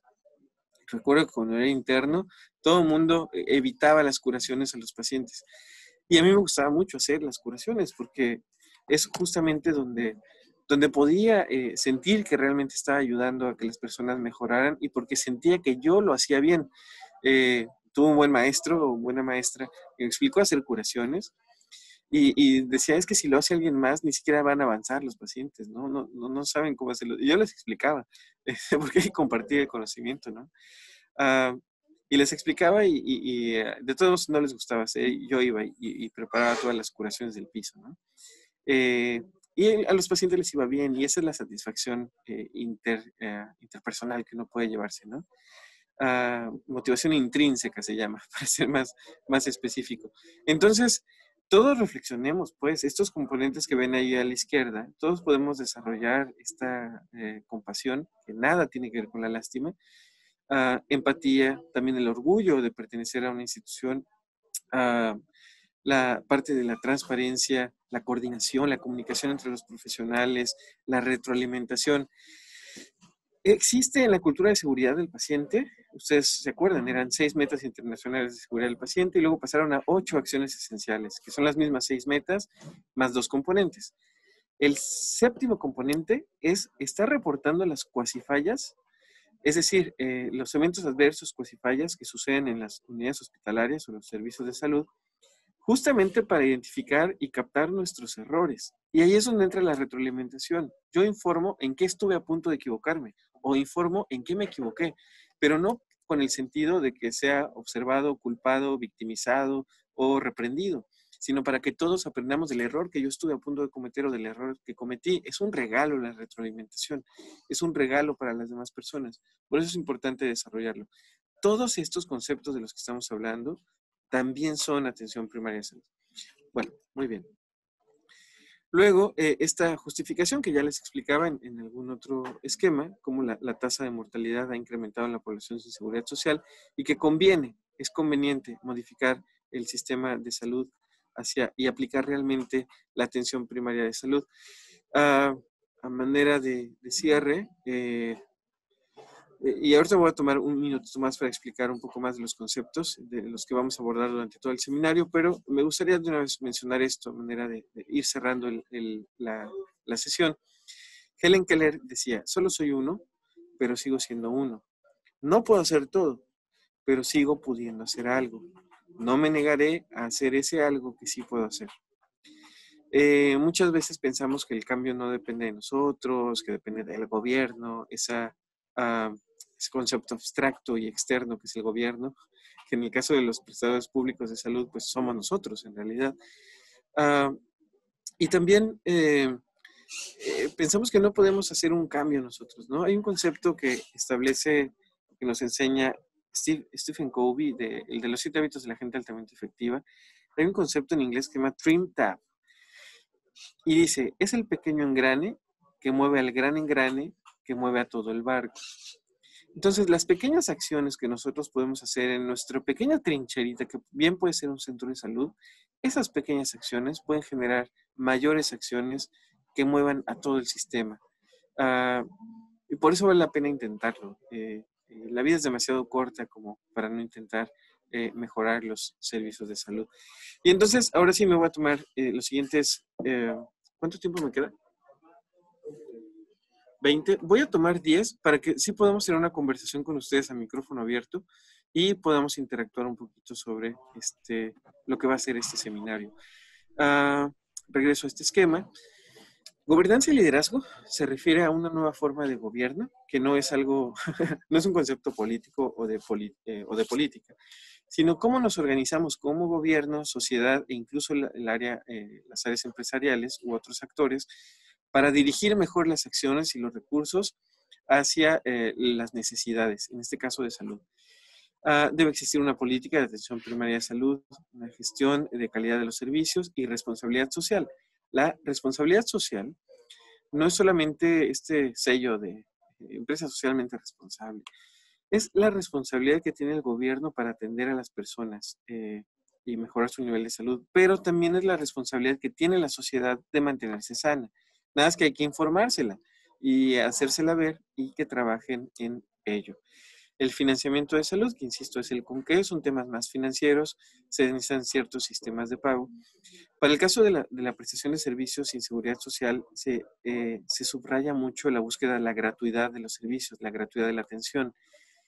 Hay un modelo que se llama sistema de prepago. Los servicios que damos no son gratuitos, no porque no cuesten. En realidad las personas ya los pagaron a través de los impuestos de todos. Son servicios que ya están pagados. Por eso, cuando las personas llegan a los servicios de salud, no se les debe de cobrar ni siquiera una cuota de recuperación, ni siquiera pedirles insumos para poderlos operar, ni pedirles comprar los medicamentos. Atención Primaria de Salud menciona eso. Menciona que deben existir sistemas de prepago de preferencia, ¿no? Hay algunos otros, como el propio de la Seguridad Social, tripartita, etcétera, donde hay aportación de la persona o del trabajador, de su patrón y del gobierno. Pero bueno, son conceptos más financieros que se van a tratar a lo largo del seminario. El ajuste a las necesidades de salud de la población habla de que debemos o es conveniente tener una vigilancia estrecha de la población. Primero que nada, conocer la población. ¿Cuántos son hombres, cuántas son mujeres, cuál es la pirámide poblacional? Pero también cómo se están comportando la enfermedad en esa población, de qué se me están enfermando más. Ustedes ubican Cananea en Sonora. Ahí el comportamiento va muy enfocado hacia las enfermedades toxicológicas, ¿no? No todas las comunidades se comportan igual, entonces hay que mantener una vigilancia estrecha del comportamiento de las enfermedades. Establecer prioridades, que es lo que atendiendo lo suficiente tenemos un mayor impacto, hay que priorizar. Y el componente de innovación y aprendizaje, que también tiene que ver con aprender de los nuevos mecanismos, las nuevas estrategias, las nuevas técnicas internacionales y adaptarlas a nuestro medio. Ya expliqué la parte de entradas y en prestación de servicios, expliqué un poquito el tema de gestión de salud poblacional, estableciendo las prioridades locales, la participación de la comunidad, tan fundamental, la asignación del panel poblacional al equipo de salud o territorialización, es decir, que logremos llegar a un punto donde las personas sepan cuál es su unidad médica más cercana y de su responsabilidad, incluso cuál es el médico, enfermera o equipo de salud que debe de atenderlo, y que viceversa, que nosotros sepamos a quiénes debemos de atender. En la gestión de capacidad instalada es cómo administrar la capacidad que tenemos ya instalada, hablando de los equipos de salud o la fuerza de trabajo, la administración de los servicios de salud, los mismos sistemas de información con los que contamos. Necesitamos información para mejorar. Dicen que lo que no se mide no se mejora, pero para medirlo pues hay que registrarlo, informarlo y generar sistemas de información, aprovecharlos, analizarlos y llevarnos a la acción y a la toma de decisiones. También la medición de gestión del desempeño es lo mismo, es decir, medirnos con ciertos indicadores qué también lo vamos haciendo y cómo podemos ir mejorando. En materia de acceso, hay acceso financiero, que las personas puedan llegar porque los servicios sean gratuitos. Se relaciona con el acceso geográfico, acercar los servicios a los lugares donde se necesitan, y el tema de acceso por oportunidad, que es que también haya disponibilidad y que los tiempos de espera para una atención necesaria pues sean razonablemente suficientes. La disponibilidad de servicios efectivos de atención primaria de salud es que exista el personal de salud y esté disponible con horarios suficientes para atender a las personas, que haya competencia por parte del personal. No es suficiente con que haya, sino que también sepan qué hacer, que haya motivación por parte del personal, que ya hablábamos, respeto y confianza entre las personas y seguridad.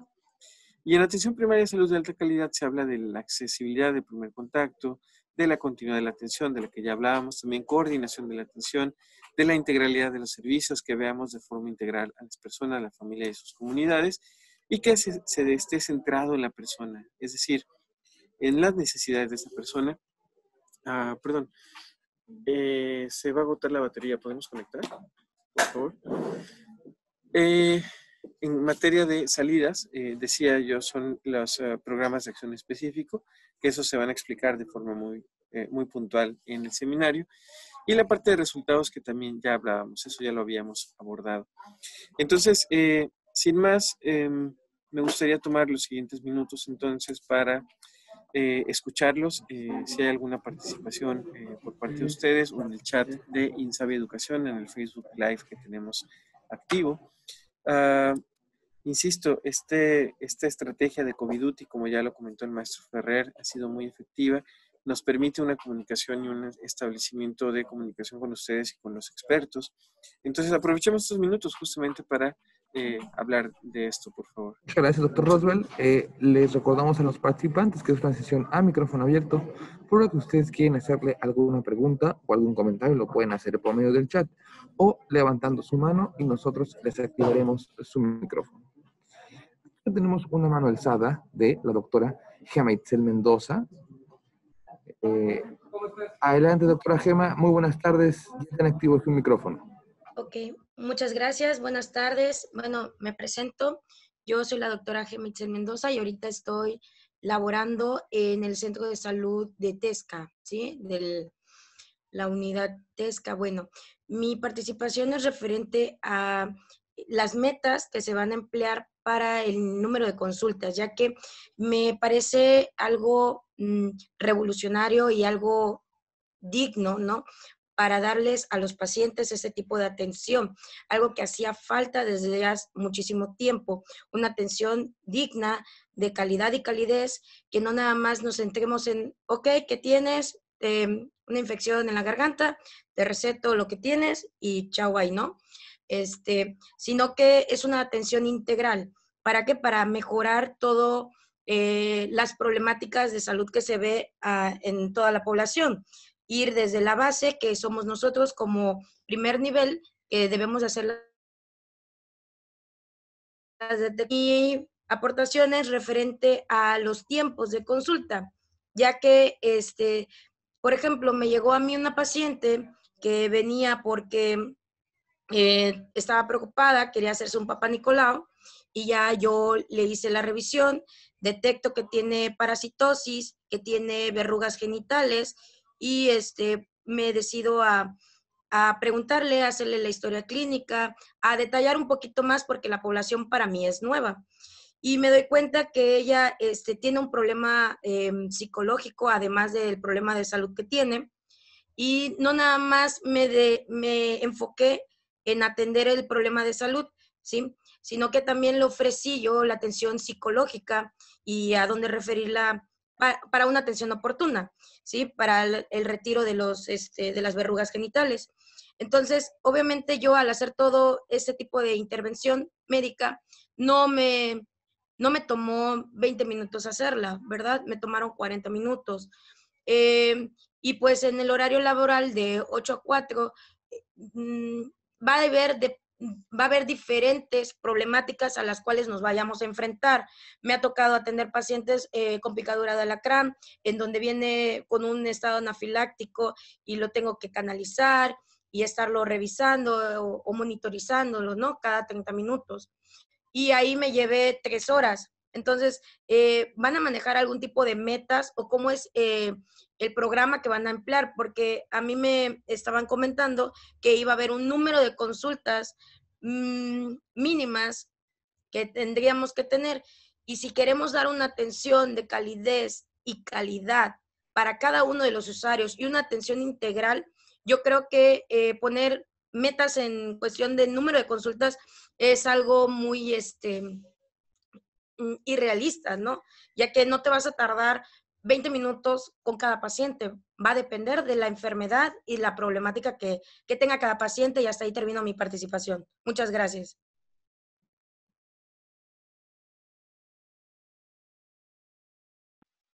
Muchas gracias, doctora Gema.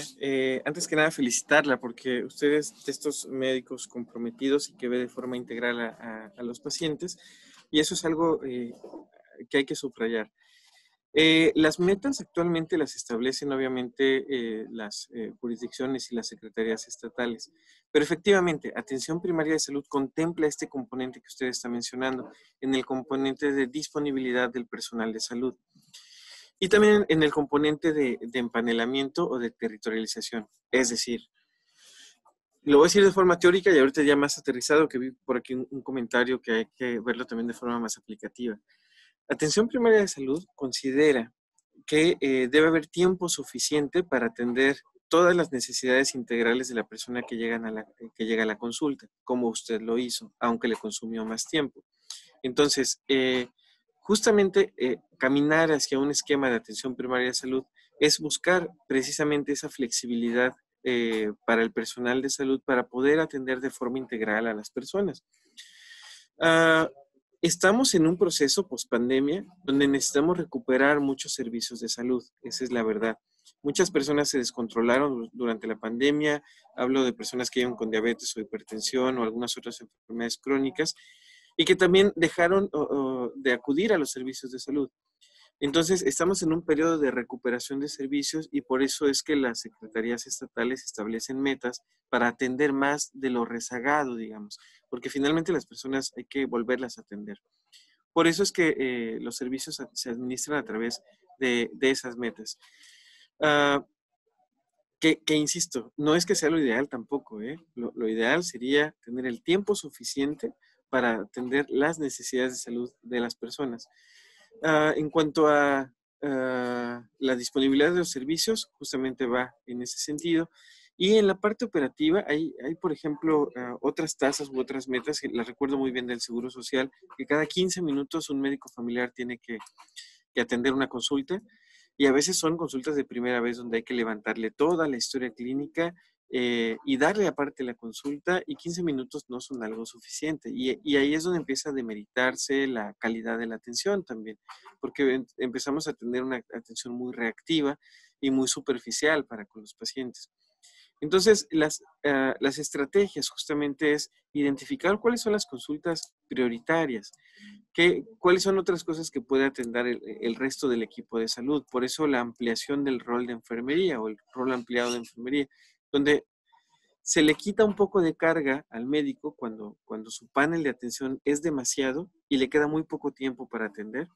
Entonces se le quita carga, por ejemplo, de emisión de recetas. Si la persona solamente va para surtimiento de recetas, pues hay toda una estrategia de surtimiento de recetas sin tener que pasar a consulta y aprovechar ese tiempo y ese espacio para que otra persona que también lo necesita, pues pase a consulta, se disminuya el rezago y mejore el nivel de salud de la población. Entonces, las metas ahorita no las está estableciendo directamente el INSABI, sino cada secretaría estatal que tiene también su diagnóstico situacional de cómo estuvo en cuanto al rezago post-COVID. Y entendemos que va en ese sentido, en la recuperación de servicios lo antes posible y de forma más prioritaria también. Pero es algo que justamente hay que balancear. Yo entiendo tu preocupación, también pues mucho tiempo fui operativo en contacto con el paciente. Y yo también me tardaba, la verdad es que me tardaba y salía tardísimo de la consulta y de hecho los que atendía al final pues estaban bien enojados conmigo porque doctor, se tardó mucho, no nos pasa rápido, hasta que se daban cuenta de la calidad de la consulta que les daban, ¿no? Dicen, ay no, ahora entendemos por qué se tardó tanto. Pero claro, no es lo ideal. También parte de la práctica, en Estados Unidos se llama la práctica médica, parte de la práctica es justamente encontrar estos mecanismos para hacer muy ejecutivos, digamos, y focalizar y priorizar bien en qué me tengo que enfocar para abordar de forma más integral a mi paciente. Tal vez si no puedo resolverlo en esa consulta, le doy otra consulta más cercana, es decir, buscar los mecanismos para atenderlo de forma integral, aunque no sea en ese mismo primer evento, ¿no? Pero muchas gracias por tu participación, Gemma. ¿Alguien más? Sí, tenemos varios comentarios en el chat, pero por la premura del tiempo vamos a hacer una pregunta. El doctor Lemus comenta, claridad y precisión en su ponencia, gracias. Comento lo siguiente, Encuentro un problema en los planteamientos de la APS. Entra en conflicto con el modelo de atención actual que recupera las añejas ideas del taylorismo, cuyo rasgo distintivo fue la división de trabajo. No requiere interrelación entre trabajadores, mantiene una interrelación entre trabajadores, mantiene una lógica sumativa. Con base en lo anterior, mi pregunta es, ¿cómo abordar la territorialidad disciplinar que genera tensiones, asimetrías y distanciamientos entre los problemas de salud? Gracias. La pregunta del doctor Lemus va en el sentido de puntualmente cómo abordar la territorialidad disciplinar que genera tensiones. Traduzcamos eso. A veces los médicos y las enfermeras ven las responsabilidades de esto es lo que me toca a mí, esto es lo que te toca a ti, y no se trabaja en equipo. Entonces, ¿cómo disminuir justamente o cómo trabajar en equipo? Es básicamente la pregunta. ¿Cómo evitar esas asimetrías jerárquicas donde el médico se siente el que indica y la enfermera la que obedece? Al menos pasa en los ámbitos hospitalarios. Y que esto genera tensiones y distanciamiento entre los profesionales. Desde mi punto de vista, y es una opinión particular, todo el personal de salud, desde la formación de pregrado, tiene que integrarse y sentirse como que está trabajando en un equipo de salud, insistía yo. No es que sea más uno que el otro. Cada uno es importante y cada uno es responsable de un proceso en la atención. Entonces, lo primero es recordárselos. Lo primero es la capacitación en ese sentido. Que los profesionales de la salud nos identifiquemos como parte del equipo. Muchas veces el liderazgo en los servicios los toma más el personal de enfermería o de promoción de la salud y coordinan la atención. Son los que se encargan de indicar cómo nos vamos a organizar. Se necesita mucha madurez por parte de las personas, independientemente de su disciplina. Siempre va a ser un tema de ego. La pregunta muy puntual que plantea el doctor Lemus es, aunque está un poquito rebuscada, se aterriza en eso. Las personas necesitamos trabajar en nuestro ego. No es que el médico sea más importante que la enfermera, ni la enfermera más importante que el trabajo social. Todos tenemos una función particular y es mejor trabajar en equipo porque le hacemos más beneficio a los pacientes. Entonces, si la pregunta es cómo disminuir esas asimetrías y distanciamiento de los profesionales, yo creo que lo primero es, nosotros entenderlo, nosotros darnos cuenta que debemos de trabajar en nuestra propia visión de cómo entendemos la relación entre los profesionales. Si tú eres médico, darte cuenta que no eres más que la enfermera. Si tú eres enfermera, darte cuenta que tampoco eres menos que el médico. Y si eres otro profesional de la salud, sentirte como parte de un equipo y buscar el desarrollo de liderazgo y trabajo en equipo. Muy bien. ¿Alguna otra pregunta? Bueno, también varios comentarios, como por ejemplo el de la licenciada Glandi Maldonado, coordinadora de innovación de la Jurisdicción Sanitaria 1 de Chetumal. Definitivamente es indispensable voltear los ojos al primer nivel de atención, ya que son los primeros en tener contacto con el paciente, focalizando la atención en los programas prioritarios de salud, bajo las premisas de evitable en dos componentes: prevenible, casos potencialmente evitables por programas de prevención de la enfermedad y promoción a la salud, y atendible, medidas de atención a la salud oportunas y efectivas. Correcto, y qué bueno que surgió ese comentario y en relación al que dijo Gema hace rato. Fíjense, el modelo de atención tiene que migrar hacia la prevención. Entonces muchos dirían, es que ya no tenemos que atender enfermedades, ya no hay que bajar la consulta de enfermedades y ya no atendamos enfermedades, debemos hacer más prevención. Fíjense que hay muchas acciones preventivas que en los servicios de salud tenemos que empezar a incrementar, como la consulta preventiva, las atenciones preventivas, las detecciones oportunas, la promoción de la salud, las pláticas, la educación para la salud, etcétera, etcétera. Es decir, distribuir el tiempo de la atención No solamente en la atención curativa, que son las consultas que normalmente programamos, sino también considerar un tiempo suficiente para realizar consultas preventivas. Cuando realicemos cada vez más consultas preventivas, eventualmente, con el paso del tiempo, las consultas curativas que de todos modos llegan, van a empezar a disminuir poco a poco. A esto le llamamos que es el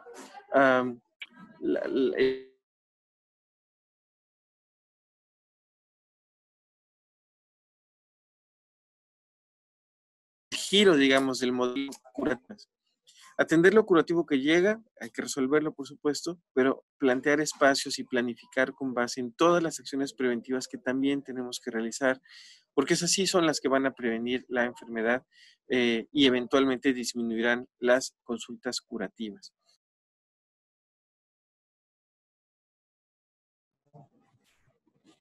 No, doctor, en general, felicitarlo y también aplauden pues esta iniciativa de capacitación permanente en el tema de APS. Bueno, pues agradecerles a todos ustedes su asistencia y permanencia en esta sesión. Insisto, los conceptos se van a ir abordando y trabajando todos los miércoles de 4 a 6 en el marco de México contra COVID, COVID-UTI, este seminario permanente de atención primaria de salud. Y estamos trabajando otro, de una vez vale la pena comentarlo. Queremos sacar un seminario permanente, pero de actualización en medicina general. En este momento sería, digamos, la disciplina en la que trabajaríamos mucho para recordar justamente desde los aspectos de propedéutica médica y los aspectos que ayudan a atender mejor a las personas, ¿no? Es decir, elevar las competencias técnicas de todos nuestros médicos. Además, este mismo seminario ayudaría a estudiar también para los que quieren hacer un examen nacional de residencias. Sería un buen instrumento, un buen recurso para seguir repasando, estudiando y aprendiendo. Sí, había una enfermera que levantó la mano. Adelante, por favor, si abre su micrófono o pone la pregunta en el chat. Adelante, enfermera Ángeles Solís, ya tiene activo su micro. Soy la doctora Ivette Ortiz de aquí de Acapulco. Estamos ahorita escuchando juntos con mi personal la ponencia. Me pareció la verdad muy, muy buena. Pero me surgieron algunas pues dudas, ¿no?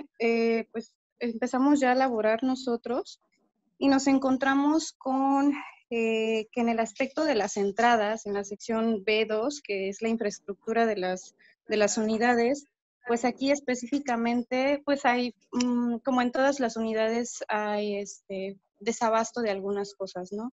En este caso, pues nos falta el agua potable. Entonces, sí me gustaría preguntar, ¿dónde me puedo acercar? ¿Dónde podemos nosotros reportar este tipo de situación? Porque sí es muy difícil trabajar pues en esta pandemia sin agua, porque necesitamos lavarnos las manos constantemente para poder los enfermeros en su caso vacunar, yo cuando hago la exploración de algunos pacientes. Entonces sí me gustaría saber cómo podremos hacer ese reporte, porque me informan que ya se han hecho estos reportes, ¿no? Aquí los compañeros de la mañana ya han hecho esos reportes y no se le ha dado solución. Entonces, muy bien. Sí me gustaría saber esta parte. Sí, doctora, muchas gracias. Bien, viéndolo de forma teórica, de acuerdo al marco conceptual de la atención primaria de salud, este problema tiene que ser abordado desde diferentes ópticas. Fíjese, gobernanza y liderazgo justamente aborda el liderazgo. Es decir, ¿qué hago yo como prestador de servicios desde mi centro de salud, desde mi nicho, para que suceda que tenga agua de entrada, ¿no? Y entonces viene lluvia de ideas. Tengo que escribirle al presidente municipal, tengo que escribirle a mi jurisdicción, o tal vez a mi secretaría estatal, tengo que buscar la manera de quién administra el agua directamente. Es decir, identificar el cómo sí. ¿Qué sí depende de mí? ¿Qué sí puedo hacer? Desde escribir un documento, mandar una carta, etcétera, etcétera, para presionar para que eso suceda. Eso tiene que ver con liderazgo. La mejor traducción de liderazgo es hacer que las cosas pasen e identificar que dependen de mí. claro, no depende de usted abrir la llave, ¿no? Y que ya fluya el agua y que exista, pero sí depende de usted todo esto otro que comenté. Entonces, el hecho de que usted pregunte eso en este foro es parte de eso, precisamente, es el interés de que suceda, que exista agua en sus unidades de salud. Mándenos un correo electrónico, también eso es algo que depende de nosotros, poder canalizar esa solicitud. No es el INSABI el que se encarga de la gestión municipal del agua, pero si en algo podemos ayudar, con todo gusto lo vamos a hacer. Lo que también, digamos, en el abordaje del marco conceptual, el tema de infraestructura, como usted bien lo mencionaba, que existan los recursos y los insumos suficientes para la prestación de los servicios. Justamente es ahí donde entran los servicios básicos, ¿no? El agua, la electricidad, puertas, incluso impermeabilización, todo lo que se necesita para brindar servicios de calidad y seguros para las personas. Pero yo le propongo eso, mándenos un correo electrónico a INSABI, particularmente a nuestra área de capacitación. Nosotros buscaremos canalizarlo hacia alguna otra área también del INSABI, que a su vez busque canalizarlo con quien corresponda en el gobierno estatal, ¿no? Pero no deje de mandar correos, cartas, oficios, documentos, que en usted no quede, pues. Eso es justamente la visión que les queremos transmitir. Hay muchas carencias en nuestros servicios de salud, pero hay mucho que podemos hacer. Entonces, primero que nada, agradecerle porque a usted le interesa tener sus servicios útiles para las personas que atiende. Y lo que puede depender de nosotros, que somos un área de capacitación, pues es derivarlo, ¿no? Pero muchas gracias. Y no sé si no hay alguna otra pregunta. Vamos a tener mucho tiempo en el seminario. No voy a ser yo el que de todas las ponencias, por cierto. La maestra Jessica Margarita González nos ha hecho un muy buen programa de trabajo con participantes internacionales y nacionales, con expertos. Entonces, vale la pena que no se pierdan de este seminario y que lo compartan con sus amigos, compañeros, profesionales de la salud. Muy bien, solo para hacer una aclaración, que bueno que la mencionó la maestra Jessica, no estamos dando el modelo de atención, sino estamos dando en lo que se basa el modelo de atención. Se basa en atención primaria de salud. Estos componentes que vamos a estudiar formarán parte del modelo de atención que en su momento se dará a conocer y en el que también nos capacitaremos todos. Pues si no hay más comentarios, agradecerles y por mi parte les deseo mucha suerte y hasta pronto.